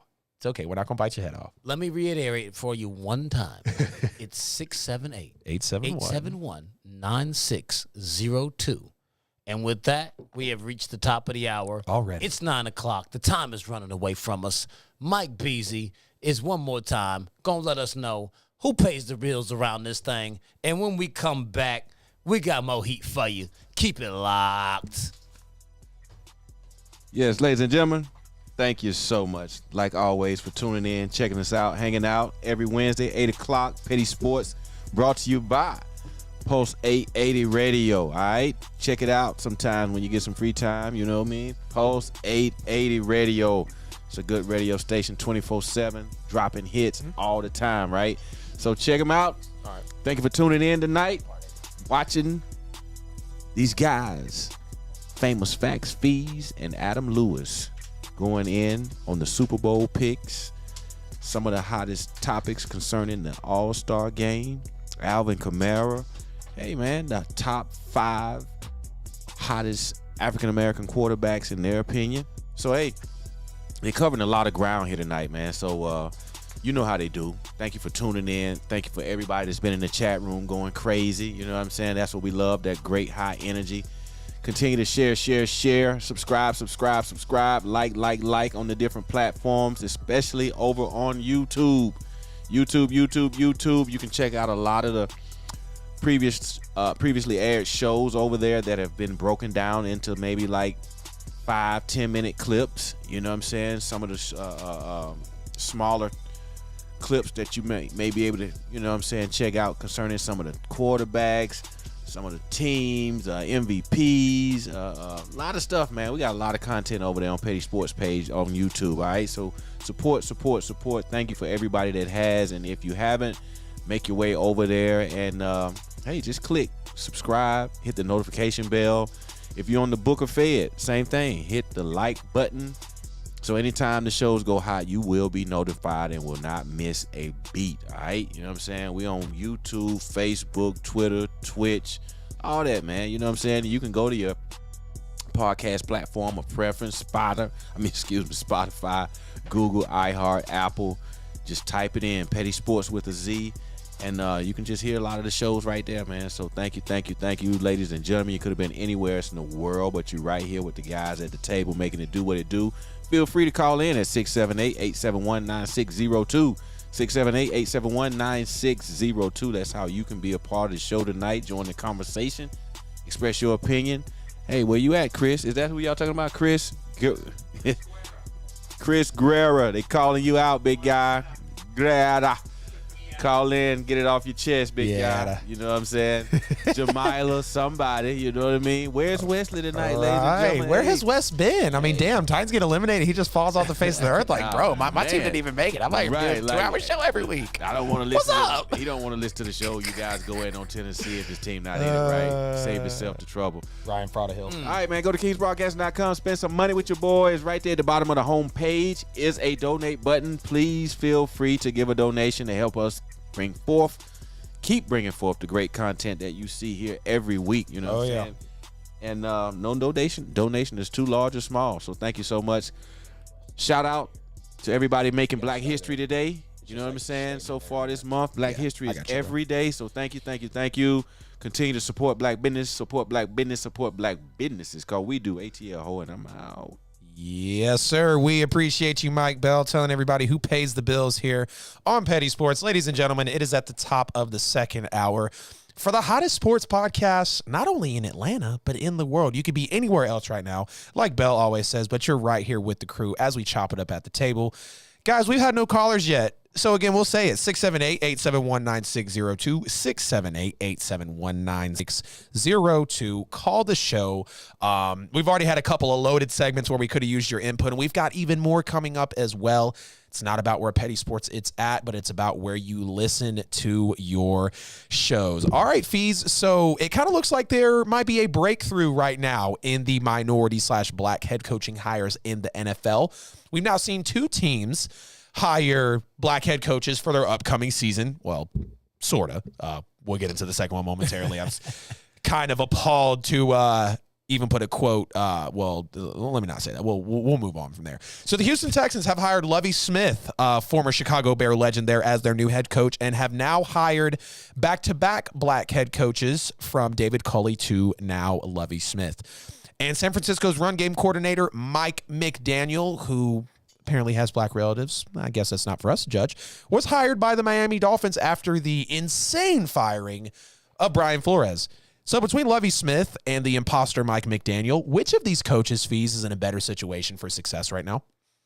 I mean, it's kind of a double-edged sword on that. I mean, clearly the Miami Dolphins were far better than the Houston Texans last season. So he's walking into a better situation because Brian Flores had no business being fired from that position in the first place. So, I mean, Rachel Dolezal, Mike McDaniel, what? Yeah, same person. Damn. Yeah. You might have made me look that one up. You remember the black rights activist lady that turned out to be white? Yeah, that's Mike McDaniel / Dolezal. Goodness. Yeah, but I mean, Mike McDaniel, he doesn't have a resume. He's never been a head coach, but he worked under Mike Shanahan and Kyle Shanahan when he was with Washington, back when they were the Redskins. Then he worked for the Falcons as an offensive assistant under Kyle Shanahan. Then he worked for San Francisco as a run game coordinator, and just this last season, the offensive coordinator. And now he's got a head coach job. So, I mean, he's just running under the tree. It's the good old boy system. He got in there. And the despicableness of the Miami Dolphins to actually report it as him being multiracial and then black. That dude is not black. Cut it out. You've seen the pictures of him. Yeah. You've seen him and his family and his child. That child has blue eyes and blonde hair. I mean, it can happen, but Bruh. No, and no. And hell no. It's just ridiculous. But if we look at Lovey out there with Houston, they just fired the black head coach to hire another one. Lovey was already on the staff. Right. Lovey should have gotten the position last year instead of Culley in the first place Highly so he agreed. could start to rebuild it. Highly agreed. They're a dysfunctional franchise, but he does have the ace in the hole that possibly Deshaun Watson could come back. So if Deshaun Watson comes back, all of a sudden this becomes an amazing opportunity for Lovie Smith. Yep. Because, I mean, Lovie, regardless of the optics of the hire and anything else, he deserved the job. Yeah. 89-87 record as a head coach, 3-3 postseason, 2005 Coach of the Year, went to the Super Bowl in 06 and lost to Tony Dungy and Peyton Manning when he had Rex Grossman. I mean, you made it to the Super Bowl with that guy. I think that was the year they crapped all over New Orleans in the NFC title game in Soldier Field. Yeah, it was. Hell of a coaching job. Defensive-minded coach. Yep. He won the NFC North 2 times with Brett Favre in it and once with Aaron Rodgers in it. So, I mean, he's got some credentials walking in. 100%. I mean, this team let go of D-Hop and J.J. Watt. Nick Caserio actually says that he's looking forward to building the program and understands how much work is in front of them coming off of a 4-13 season, third in the AFC South.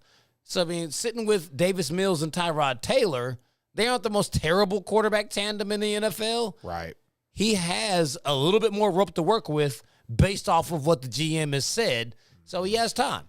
He can come out this season and win 6 to 7 games and be fine, as opposed to Mike McDaniel, that Stop, fees. can walk into Miami after Brian Flores just rattled off a 10-6 season and a 9-8 season. Literally. He's expected to make the playoffs this year. Oh, yeah. If they don't make the playoffs, if they just sputter all the way out, Yeah. and they only win 5-6 games this year and look like a tire fire, he needs to be on the hot seat immediately. Needs to be fired. I mean, all of these other black coaches, because he's black, they get very short leases. Yep. He should not get any other concessions. If that team doesn't make the playoffs, Mike McDaniel should get fired. Yeah. He has way more pressure on him to perform coming into Miami than what Lovie Smith does in Houston. So as much as it looks like Miami is the better job, he's got, Lovie has way more rope in Houston, more leeway. He's got time to build. Mike is coming into a situation where the coach was actually doing a good job. And if you don't do a better job, then you should go. Yep. I mean, it's similar, not the same, but similar to the Matt Stafford going to the Rams. You came in, and the person that was there before you got you almost to the mountaintop. Yep. So you've got to take me there. Yep. And Stafford's got to cash in this year, too, but we know we're going to We're going to chop that up as the show goes along potentially here.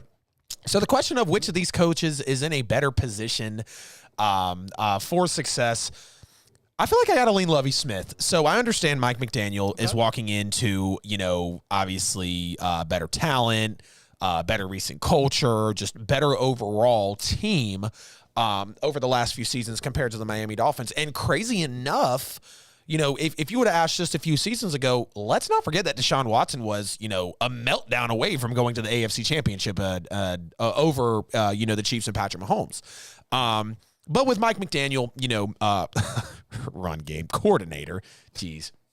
So he is now put into the fire of a Dolphins team who is kind of, I wouldn't say at the top of a rebuild in a good way, but I feel like they're through the bad stages now. Yes, they started out rough last year, but like you said, Fees, very similar to the Stafford trade. Flores was in here with back-to-back winning seasons, one of which he pulled way up and one of which he completely surprised everybody, and we've already discussed. The Flores firing is absolutely nuts. It made no sense at all. But to hand over a franchise who's kind of primed right now, if you ask me, to take that next step, because I think Tua is still going to get a little more time to develop, not under Mike McDaniel, though. You obviously still want to keep that defense intact. I don't think necessarily Mike McDaniel will help with that because he's a run game coordinator now to a head coach. I understand those coordinators for the offense and the defense are still going to be in their same roles. But, what resume does he have? You went over it. There are no true tangibles to grab from Mike McDaniel to know that he can competently run a team that's budding right now. If I do say so myself, like literally, you are talking about a couple seasons ago, who the hell expected Miami to be that good? Miami misses the playoffs because of how good the AFC is, not because of how bad they are. I guess you could look on the negative side and say, oh yeah, they weren't good enough to make the cut, but nobody expected Tua as a rookie and Brian Flores out of the Belichick tree to win 10 games. In a division like that, like, come on now, they were the biggest surprise that year when the Dolphins came up. Now, the reason I say Lovie Smith is in better position for a job right now, because Lovie Smith has done this before. You mentioned the record. You mentioned the accolades. You mentioned what he's been able to do, Coach of the Year. Lovie Smith is still in a good part of his career to where, yes, the Texans franchise might be really down bad, but Lovie Smith feels like that type of guy that you would want to bring in, kind of like the attempt that they had at Culley after Bill O'Brien, because we knew Bill O'Brien wasn't the deal. And Culley kind of got a real, trash into the stick, and now he's fired and not working anymore. But to bring in a guy like Lovie who's got culture, who's got mad respect about the league, talk about a coach that players will buy in on, I think this is a prime spot for Lovie Smith. If you take the brains, experience, and just overall character and mantra of Lovie Smith, even with a bad team, I take that over a Mike McDaniel who has no business. Flores should still be there in Miami. Rachel. Take Rachel, who's got no damn business down there in Miami, running a team that needs a strength right now, because here's the thing. Tua's got to have a head coach to look up to. He really had that in Flores. Really, really had that in B-Flow. And now you bring in Mike McDaniel. I just don't understand the coordination there. So I'm going to take the field, man. And I got to say, Lovie Smith, ironically, with maybe one of the worst ran franchises. And it's so sad how fast Houston melted down. DeAndre Hopkins just traded, and Deshaun Watson's getting like 90 massages the next day. That is literally what it felt like. It was such a rapid downturn. God, it was tough. So I got to say Lovie has the better chance here. Now, if Brian Flores had not chose violence and filed a lawsuit with the NFL, do you believe that these two hires actually happened in the way that they did, Fees? Initially, I would have said no, but nothing changed. Yeah, you're not wrong. Culley was black. They fired him and hired another black head coach. Right. And Flores was black, and they fired him and hired another black head coach. So, in the grand scheme of it, 2 black head coaches got fired and 2 more got hired in their place. So nothing changed. Jeez. That may look good for the NFL optics, but nothing really actually changed.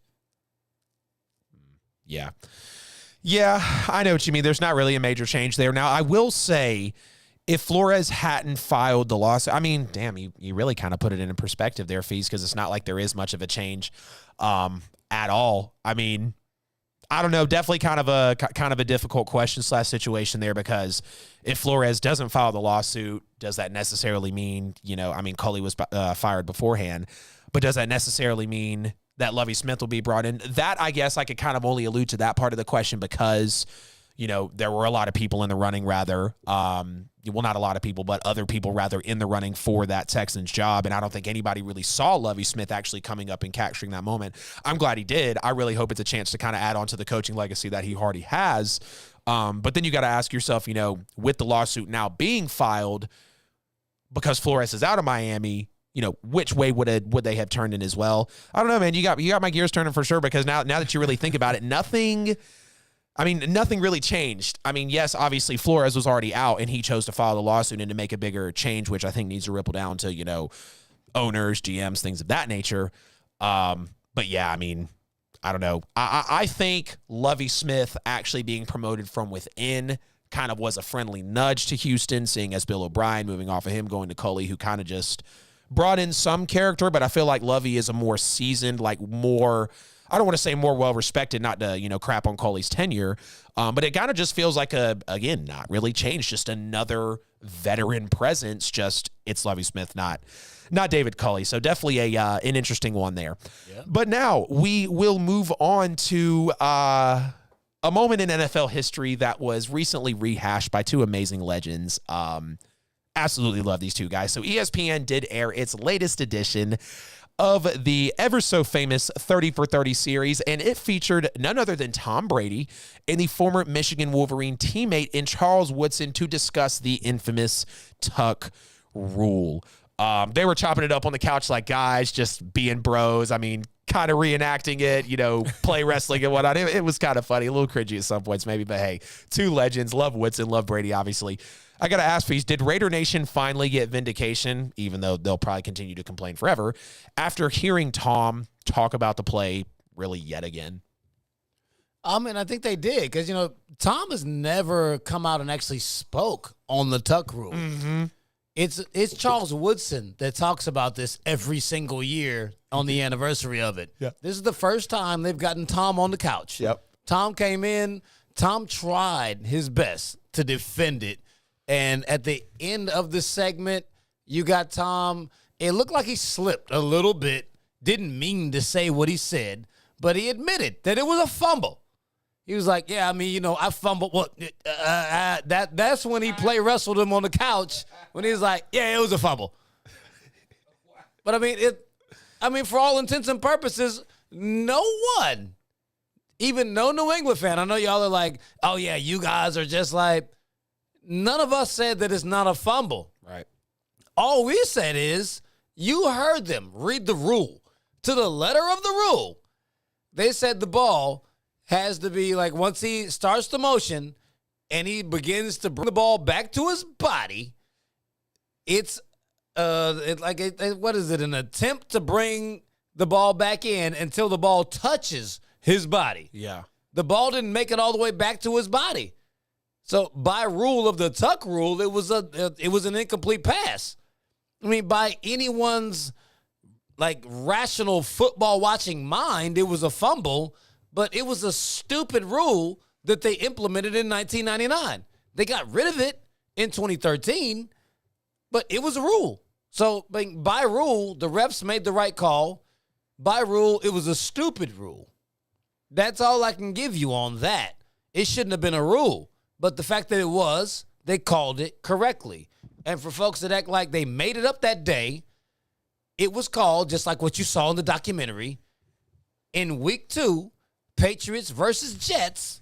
It was called for the Jets against the Patriots, where Richard Seymour got a sack, and they called it for Vinny Testaverde. The Tuck rule had been called. That's why when they interviewed Bill Belichick, he was like, yeah, I knew exactly what the call was going to be because I had seen it earlier in the season. You know why everyone else forgot about that play? Because something else happened in that game that made you forget about it. That was the same game that Drew Bledsoe got smacked on the sideline and ended his reign as the New England Patriots quarterback and started the Brady era. Yep. That's all we remember that game for. The Tuck rule was first called in the same game chopping at the bit that Drew Bledsoe got hurt. So that's why you forgot. Bruh. Bill, what you got, brother? If you look at those two plays with Testaverde and Tom Brady, two totally different plays. when Tom Brady brought that ball back towards his body, not only did he bring it back towards his body, the ball touched his left hand. So I don't know what fully constitutes the ball coming back to your body. That's what that actually means. He actually went forward with the ball. He brought it back towards his body. Look at this 20 years later. He patted it with his left hand. Woodson knocked it out. Clearly a fumble. I don't know where the tuck rule came in. They protecting the shield, and they're going to take it to their grave. But that Testaverde play was completely different. It looked like he was trying to attempt a forward pass, and when he was bringing his arm back, he fumbled. I mean, Charles Woodson admitted that to the letter of it, he didn't touch it with his left hand, but he felt like it was a fumble. Mm-hmm. Did we see the ball touch his left hand? Are we not going to believe our lying eyes? No, we didn't. But the ball had to come back to his body. Did you not read the rule? Yeah, we read the rule, but did the ball touch his body? That don't make sense to me. What you mean? It's not about making sense. The rule is the rule. That's all we're saying. Well, what I'm saying we're not saying that it was right. I'm asking you, what constitutes the ball coming back towards the body? Does it actually the ball when he brings it back? It has to touch his chest or his arm or his foot. Like, does it have to be a certain distance from his body? Yeah. That's what I'm saying. No, the rule literally says the ball has to come back to his body, like all the way to it. Yeah. It's got to touch him. So in essentially making him a ball carrier. Well, it touched his left hand. That's another. It didn't make it to his body. Yeah, that's a part of his body. Yeah, but I think like more alluding to actually like touching his torso. Yeah. Of course, when you see it live fire, I mean, I remember watching it years back when someone was like, "Oh my God, the tuck roll." I think it was like, how old was I? No, 2, like 4 or 5. I don't think I saw the tuck roll until I was like maybe 10 or 11. Like actually, like watched it on a YouTube film or on a YouTube highlight rather. But I mean, yeah, live action, it looks like a fumble. But when you play it back, obviously the rules were still kind of jagged back then in the NFL. You didn't really get many bad calls. That was probably like the blunder, potentially of the 2000s, up to 2010. It wasn't even a blunder. It was a terrible rule. Right, absolutely. But the only thing, and here we have it right here, the only thing that could kind of, I guess, sway me to think it was a true. Let's see. Let's watch here. Yeah. It's when he's here and kind of being able. Here we go again. Yeah. He didn't get it back in. Yeah. So watching it, that's so crazy now. So watching it from this angle, I'm actually.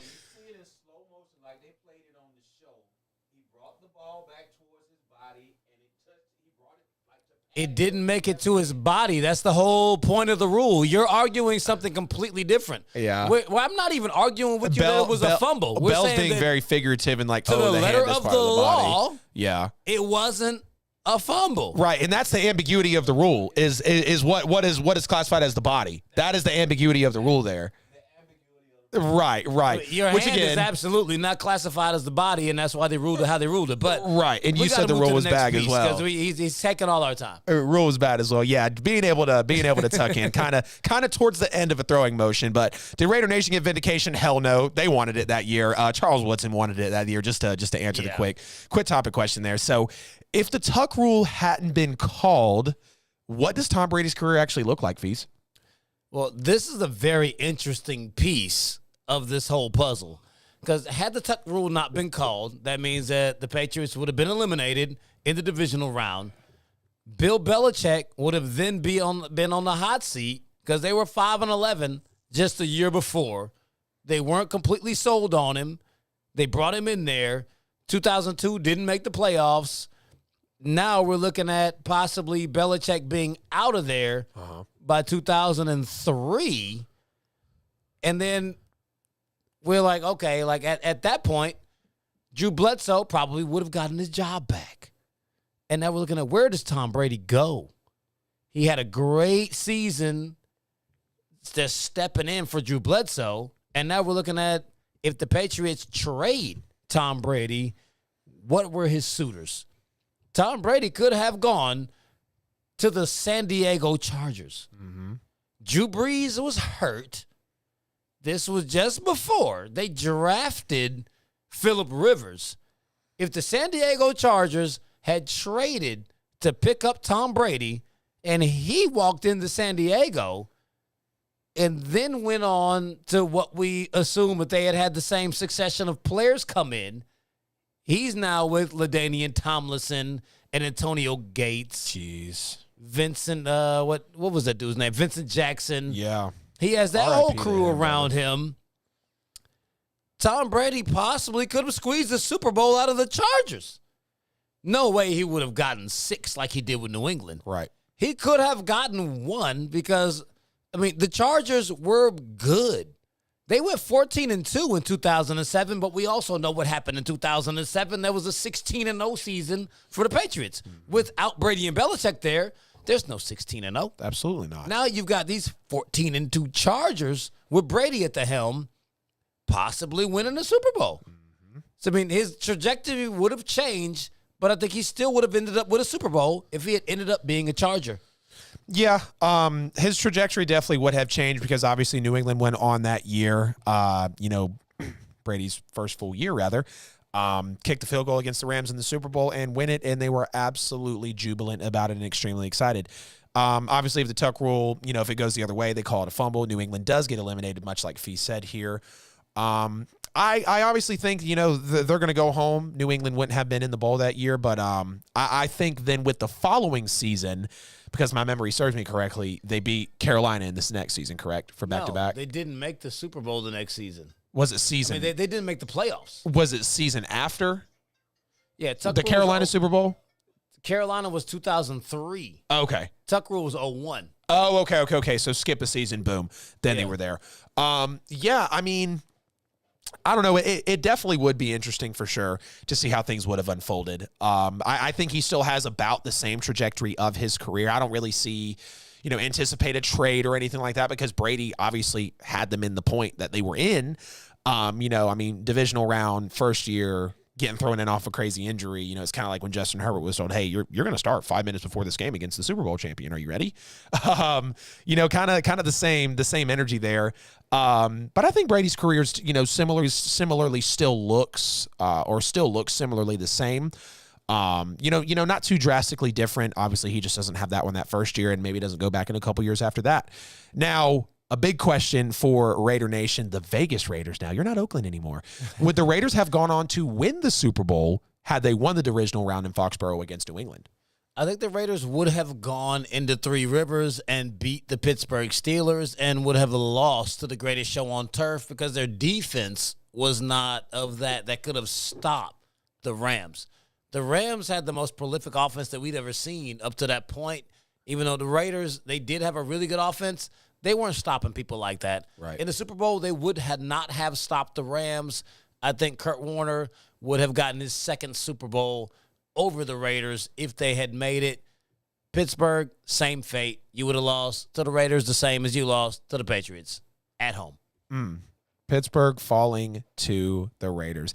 I think, they win the divisional round. They go to the AFC title game and, meeting Pittsburgh there. I think Pittsburgh was the better team that year. I think Pittsburgh would have been able to beat them and move on to the Super Bowl. So I don't necessarily give the Raiders too much credit after the fact there. Now, obviously, they were a great team. They were an 11-win team.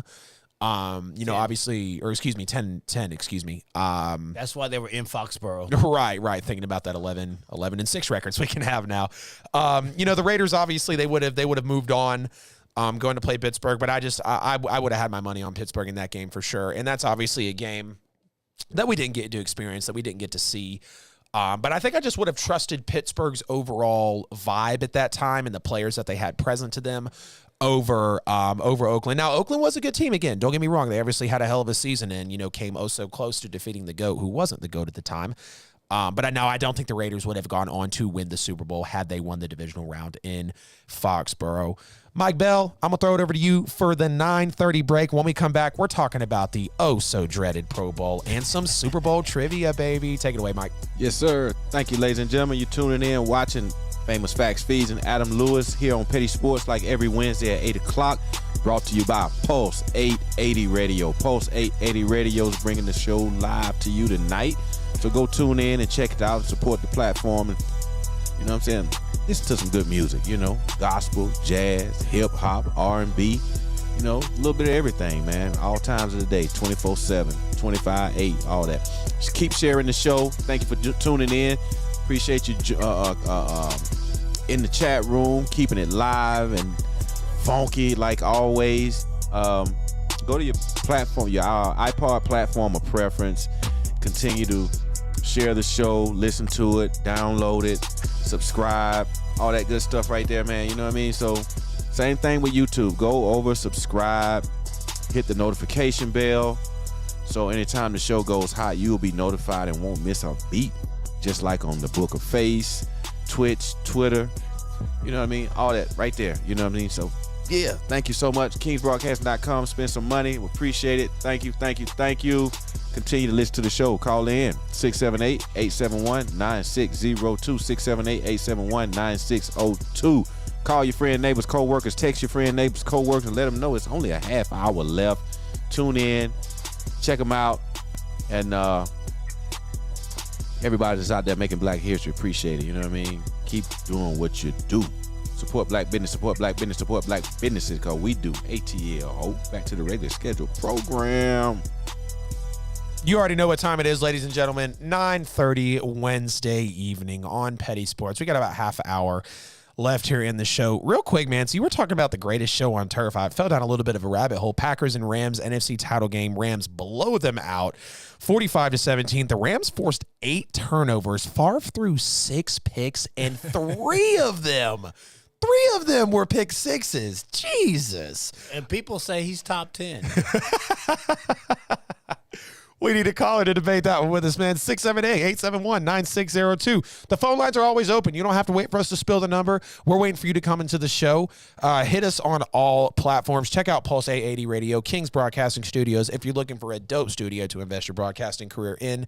All right, Fees, the Pro Bowl Skill Showdown was essentially the highlight of the Pro Bowl flag football weekend. To you, Fax, what stood out to you the most in this 2022 Skill Showdown for the Pro Bowl?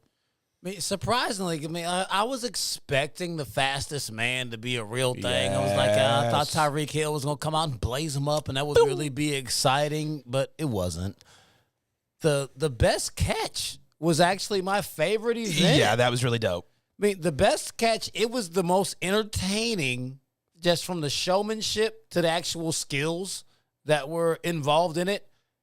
I mean, Tyreek Hill came out and did the David Tyree catch, which I didn't enjoy that, but it was a really cool thing that he did. Right. So, I had to remove my fanhood from how disgusted I was that they showed all the replays, and he did that. Right. But, they were like replaying great Tyree was a NFL judge moments. too, right? Yeah. That's why he did it. Yep. Then, Stephon Diggs do the Bills Mafia table jump and like that. That was really dope. He jumped off the top of the the little mobile home to break the table. Then you had the cheetah. He put on the jacket, came out, ran full speed, jumped off the trampoline, did the between the legs, and then tried to dunk it between his son's arms. He missed the dunk, but they displayed some extreme athleticism, and it was very creative. Yeah. I mean, you saw Diggs hit the one-handed catch on the on the sideline. Mm-hmm. You saw his brother Trayvon Diggs, the corner, come out and hit the 360. I mean, he had some great catches. I mean, he ultimately won the contest. Yeah. The cornerback won the contest. So I think that was very entertaining. They're making the best catch something like the NFL, like the NBA dunk contest. Yeah. Yeah, 100%. They're definitely having that vibe, and there was definitely a lot of comparisons within that moment for the best catch, and I enjoyed that as well. I was really disappointed in the fastest man just to see Tyreek Hill literally jogging in that one. But damn, I didn't know Micah Parsons was that fast though. That boy can took off. move. Yeah, that boy can move, brother. Definitely. So I see why he was. Definitely see why he was raising hell in his rookie year. I gotta agree though, man. The best catch was fantastic, but the precision passing was absolutely nuts. I know we had Mac Jones in there, a couple of other quarterbacks come through, but Russell Wilson just absolutely demolished it. I mean, just out there throwing the fours in the corners, trying to throw some of the short ones, throwing the go ball. He realistically was able to hit all the throws out there, and it kind of showed us, we know Russ is a great deep ball thrower. He's very accurate. He can make just about any throw on the field. Even, backing up to the further throw to try to also hit the major five was absolutely great for Russ. So I did enjoy that there. And again, the best catch was fantastic. I did enjoy the fastest man. Now, dodgeball was kind of interesting for a second because you kind of just got to throw it back, see some kind of, childish vibes there. Everybody's just really hanging out and playing around, really just, having a good time. So the dodgeball was cool, but I definitely got to say the precision passing was definitely something to keep your eye on in this one for sure. Okay. So the AFC, speaking of the actual flag football game here, the AFC beat the NFC for a record 5th straight time in a game that looked a lot like flag football, like we mentioned a couple times already since we have talked about the Pro Bowl. Did you enjoy the Pro Bowl fees, just straight up? Yeah, I mean, I didn't have a problem with it at all. I mean, they don't have guaranteed contracts. Mm-hmm. The game is brutal. I mean, there's no way they can come out there and just go full throttle, right, and beat each other to death. Right. For all the purists that are like, they used to do this, they used to come out and they used to play, they used to not have real contracts. They weren't making the kind of money they are now. Right. Their careers were shorter. They'd still bag groceries on a weekend. They were playing for different things than what they're playing for now. Yep. So, yeah, the game has evolved. It's a business decision for them not to go full throttle. So, I mean, I think if they were to do something to change the game, they should just make it a 7-on-7, take the linemen out. Don't have them in there. Do a 7-on-7 with all the skill players, and then do another 7-on-7 with the linemen, kickers, and punters. Do the special teams guys. Let the linemen play skill positions. Let a lineman play quarterback. Let a lineman play receiver. Let a punter throw the football. We can do the linemen and the special teams guys, and that be a game. Yeah. 7-on-7. Yeah. And then we can do the skill players 7-on-7. That would be entertaining as hell. I would watch that. Wow. I didn't even think to take it down that route there, brother. I can't say I enjoyed the Pro Bowl though. I mean, just year in and year. I feel like it's kind of unfair to say I didn't enjoy the Pro Bowl because we know it's not a real game. We've seen the memes about it, and I mean, even the post that's floating around social media every year. Take the 2 worst teams and have them play for the number 1 overall pick. I'm kind of down for that, to be honest with you. Okay, both of you were bad. But then again, it's like, would you be facing tanking potentially to secure that number 1 overall pick? But then national television, you could potentially speculate some talent that could be somewhere, pull them over to a winning team. Who knows what that could be? I mean, overall, though, no, I don't necessarily enjoy the Pro Bowl just because, yes, you obviously have the NFL's best of the best all in one game.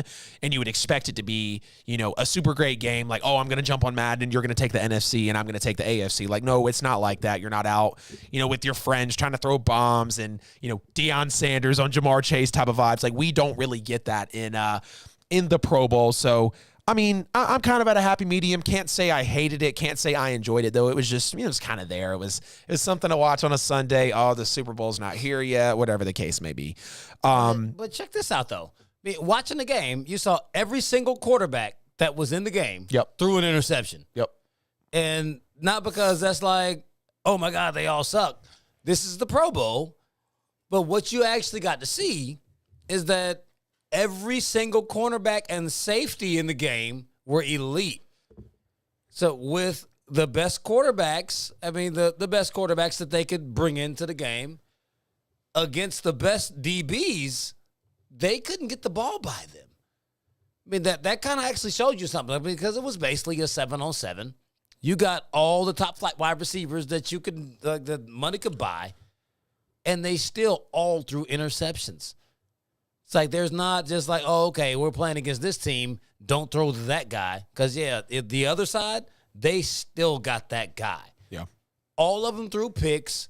They had extreme difficulty moving the ball. They were all missing that 4th and 15 when they elected to try to keep the football. You actually got a chance to see the athleticism on both sides of the ball and how it actually would even out if they had to play best on both sides. Yeah. A lot of quarterbacks have extreme advantages because they have so many top flight wide receivers. Other quarterbacks are at disadvantages because they play against teams that have multiple top flight DBs. Yep. So, I mean, that was all even and leveled out. And at the end of the day, what you would not have seen if we didn't have the Pro Bowl, you wouldn't have got a chance to see Mac Jones run 50 yards after the whistle and hit the gritty in the end zone. Because that was great. Oh, my God. I mean, then what I saw after the fact, Pat Mahomes put him up to it. Right. Pat Mahomes was with Mac Jones, like right in the tunnel, just before they ran out, was like, man, they'll go crazy if you're gritty. Like, I can't gritty. So he's tried it like 8 times. I don't know why the hell 8 times was his cutoff. But Right. that's how many times he said he tried it. Said he can't do it. So he just runs next to people who can do it, but they'll go crazy if he does it.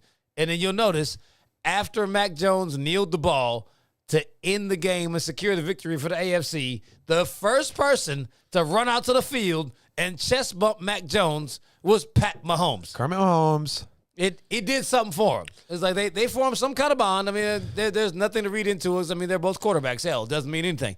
But they had a good time. So, I mean, you watch top flight athletes enjoying themselves. I can rock with that. Hey, Pat, can you tell us about the chest bump with Mac after the game? Well, yeah, I just went out there. I told him to gritty, and it would have went over well with everybody. I gotta love Pat and Mac out there, man. No, I'm digging it for sure. I believe you already alluded to your changes for the format or time of the game, and yeah. I can agree with you, man. Linemen jumping in, special teams jumping in, taking out the linemen though. I think that is the most reasonable one because I mean, nobody really wants to go out there and not only work an offensive lineman to his, full capacity in a Pro Bowl game. That doesn't mean anything. I mean, there's no sort of even financial, definitely no draft reward. I mean, it looks great. All the players in one place. Fantastic. Cash grab. I think that's my problem with the Pro Bowl is the NFL is already so much money within the organization and, sports league that, okay, why do we need the Pro Bowl? But I mean, I can get down with those changes and, those formats to the game because otherwise, like I said, my change would just be to have the 2 worst teams in the league play. And again, I know it's been a meme all around social media, but hey, it's kind of a damn good idea. Have the 2 worst teams play and, see who gets the number 1 overall pick out of that. Now, ladies and gentlemen. What if? Oh, give me another one. They put it back to the weekend after. I mean, I don't really like the fact that they changed the Pro Bowl to being the weekend before the Super Bowl. Mm-hmm. They should absolutely move it back to the weekend after so the players that actually are playing in the Super Bowl can play in the Pro Bowl. Yeah. Would they want to, though? That's my question. They always did. Yeah. It's like are you penalizing the people who made the Super Bowl by not being able to play in the Pro Bowl? Because, I mean, they got to prepare for the Super Bowl. Yep. Put the Pro Bowl back to the week after the Super Bowl so everyone has a chance. We don't have to worry about all these alternates because we already know off top the 2 quarterbacks who made the Super Bowl are both Pro Bowlers, which for some odd and ridiculous reason this year, Joe Burrow actually wasn't a Pro Bowler. Yeah. He wasn't replaced. I mean, I think I had gone on air and actually said that one of the spots, I thought that Mac Jones' spots were his. It wasn't. Right. Like, he replaced Lamar Jackson, and his spot was turned down by Josh Allen. Yeah. But what the hell? Why was Joe Burrow not granted a spot? Like, he should at least have Pro Bowl on his resume. Right. Yeah. But, I mean, they should definitely push it back so the Super Bowl quarterbacks, players, everyone can actually have a chance to participate in the weekend because it's ridiculous that these guys had the best season of anybody and now they can't participate. Yeah. Yeah, I agree, man. It would be nice to see all of the heavy hitters, rather, especially the best of the best that are playing in the Super Bowl to be able to participate in the Pro Bowl there. And, of course, it makes sense as to why they don't jump in before, even if it is a flag football, touch football game. You don't want to risk anything, in one of the biggest, if not the biggest game of your NFL career. Now, ladies and gentlemen, we are re-entering the infamous segment of Famous Fees' Fact or Fiction. Super Bowl edition, though. I'm going to pitch it over to Fees, and he's going to hit me with 10 statements about Super Bowls, past and present, and I will attempt to identify whether it's fact or fiction, true or false. Man, we should have hit some potential Jeopardy music in the background. That would have been nice. All right, Fees, over to you, man. Hit me with them. Let's see if I can get at least a 70 on this thing and pass Fees' Super Bowl school. I say we're not trying to big up Aaron Rodgers. No Jeopardy. Big up A-Rod. This is Daddy. this is a Fees segment. Right. Some will be statements. Some will be questions. All will be challenged. Let's go. Put your answers in the comments if you feel like you might know the answers. Hey, give me a pour for Some this. of y'all think you know more than we do. By all means, put your answer in there and see if you know. Let's go. Question number 1 of Fees, fact or fiction? Let's go. There was only one team in the NFL that has never won a Super Bowl, played in a Super Bowl, or hosted a Super Bowl. What team is that? They've never won. So in better words, they've never won or played in one. So they've never been to one. They've never won, played, or their city has never hosted one. Oh, damn. And their city has never hosted. Yes, all of. There's only one team that fits all 3 criteria. It's definitely not a Georgia or a Florida team. I know. Damn. They've never been. They've never played. And their city has never hosted one. Damn. I mean, this got to be. I mean, my first guess, but I know it's not them. Let's hold on. Let me pull up. What are you pulling up? You don't get to look up. No. I'm pulling up all NFL teams just so I can get a look at it Party foul. for the city.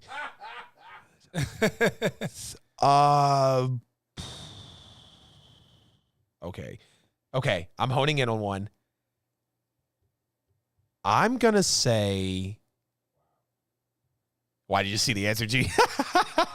He's got about 30 minutes. Right. I'll take the New York Jets.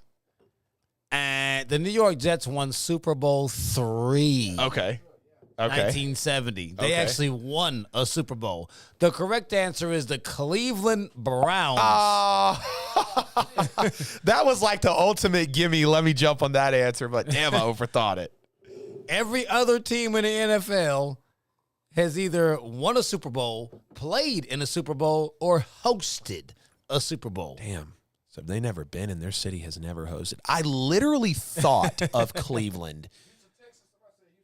But I feel like, NRG Stadium, where Atlanta lost. 28-3 was in Houston. Right, NRG Stadium. Damn, see, I hate to do that, but I'm just saying that's what it was. I'm totally going with my gut next time because I was like, Browns, but for some reason I thought the Browns had been like in the 70s for some reason, but I think they should have went, just never went.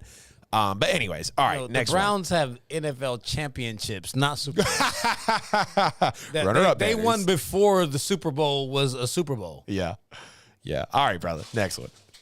All right, number 2. The team that scores first in the Super Bowl wins the Super Bowl 65 or more % of the time. Fact or fiction? Scores first.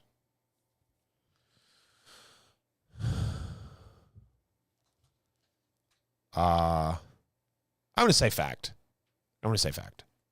That is a fact. Okay. He is 1 for 1. The team that scores first is 36-19 in the Super Bowl. Okay.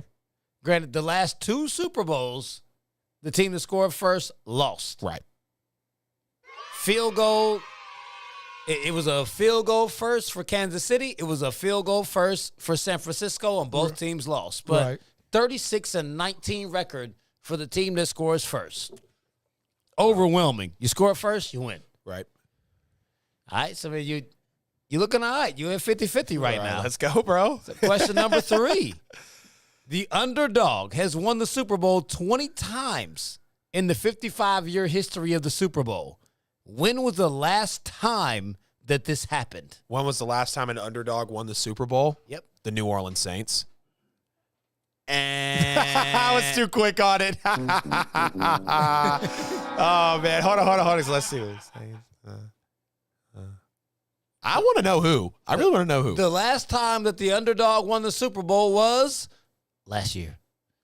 The Tampa Bay Buccaneers were a 3-point dog against the Kansas City Chiefs and beat them 31-9. Wow. I forgot Tampa was a dog in that Super Bowl. Yep. I called Tampa winning that all day. Wow. Tried to hit me with the homer question. Totally unfair and reasonable. It was low-hanging fruit. Right. You ain't pick it. Right. For real.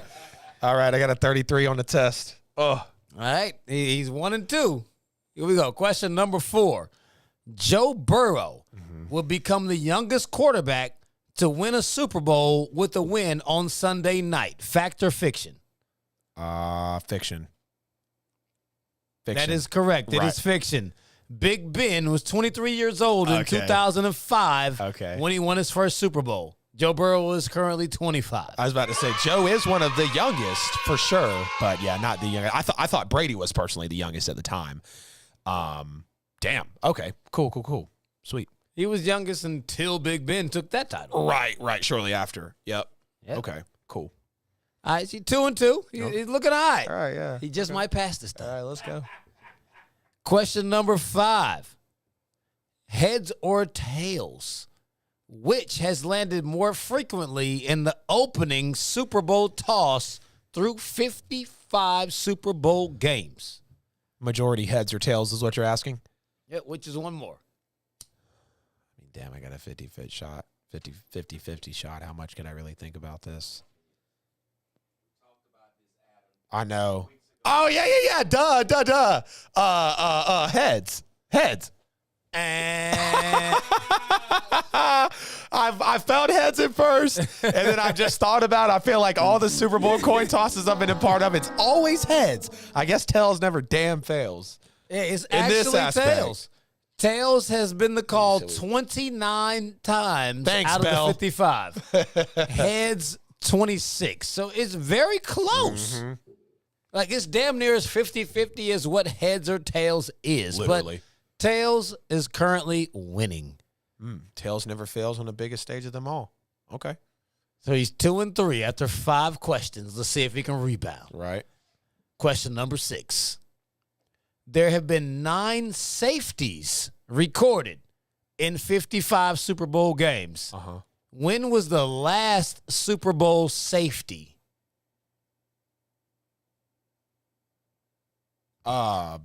Super Bowl 50, Panthers and Broncos.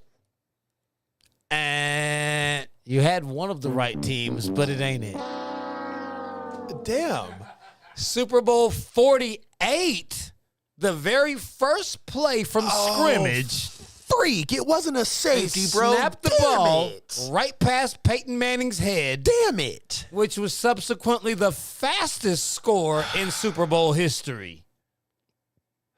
So you know now that won't be a question. Downturn, bro. Man, that makes me so mad because Broncos Seahawks first play Peyton Manning Omaha. Oh shit.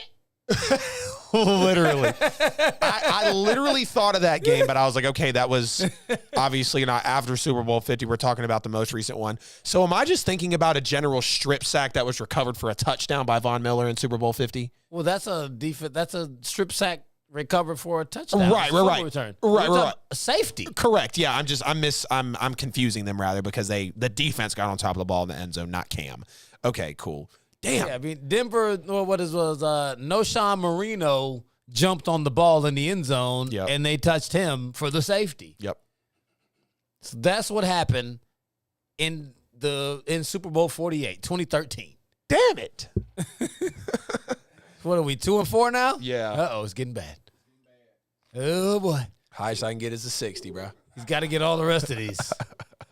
All right, number 7. Oh, God. The Bengals have Totally elected to 4-2. wear their black jerseys in the Super Bowl on Sunday. The team wearing white has won 14 of the last 17 Super Bowls. Fact or fiction? They are wearing black jerseys? Yes, the Bengals are wearing black, Huh. and the team wearing white has won 14 of the last 17 Super Bowls. So fact or fiction, team wearing white has won 14 of the last 17 Super Bowls.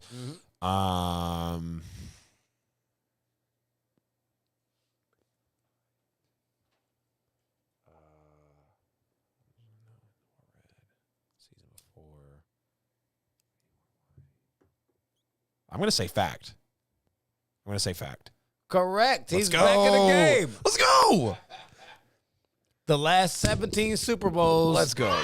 Only 3 teams wearing their colored jerseys have won. That was Green Bay in 2010, Philly in 2017, and Kansas City in 2019. Right, because I know Mahomes was in that fire-ass red the year that he won. Yep. Brady was in white. Yep.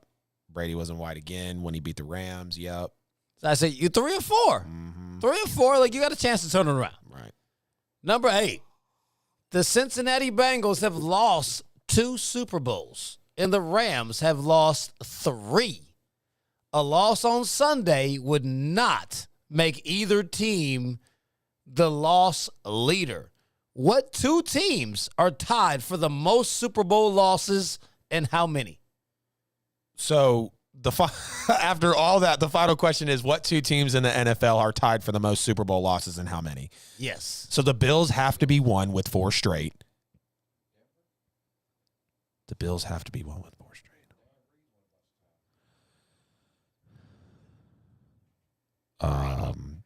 Screw it. I'll phone a friend. I'm gonna say I'm gonna say Denver, and I'm gonna say Buffalo. I know Buffalo's had 4 straight L's in the Super Bowl, so yeah, Denver and Buffalo. Denver is one of them, but you had the wrong number. Wow. The Denver Broncos Damn, have so lost the Denver's won, Super not Bowl Buffalo. 5 times. Okay. And the New England Patriots have also lost 5 times. Okay.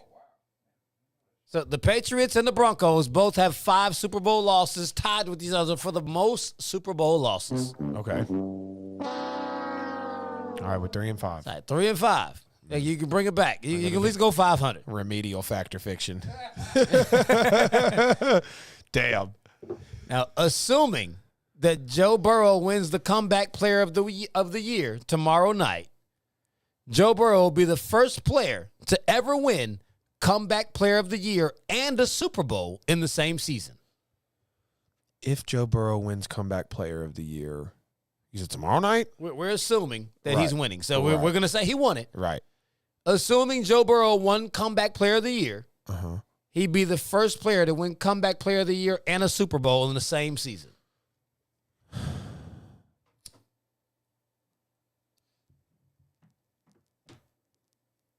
I'm going to say fact.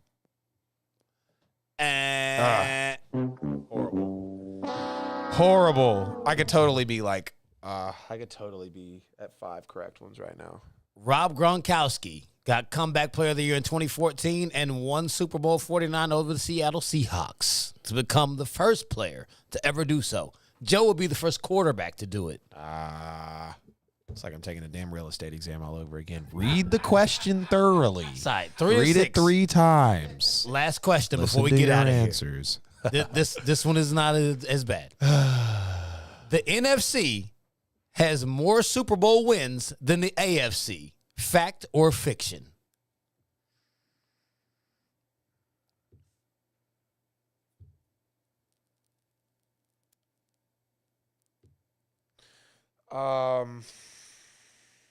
God, I'm so bad at this. The NFC has more than the AFC? Yep, that's the question.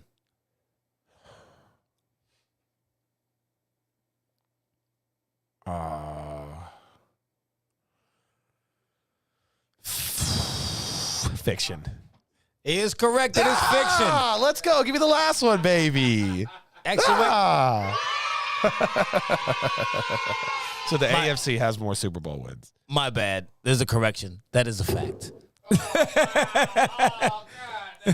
The NFC has 28. AFC has 27. It's a one-game lead. What? I got a 30 on Factor Fiction. Damn. It's a one-game lead. Damn. The NFC actually has won more Super Bowls than the AFC by one. I'm over here like Harbaugh going for 2 and losing the close games, bro.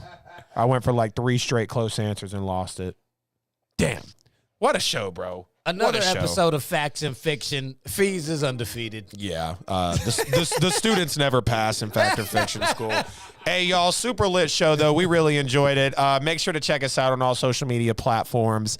No callers. Y'all ain't lame, though. Y'all just need to do better, of course. We appreciate the Facebook traffic. I think we held about 10 to 15 solid all night. It's not about where Petty Sports is at. It's about where you listen. Next week, we're chopping it up about the Super Bowl results.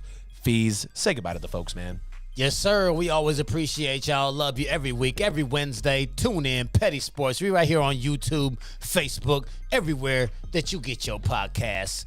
And we out. Pulse 880 Radio. Kingz Broadcasting Studios. Invest in a studio that you want to take your broadcasting career to. Peace. Very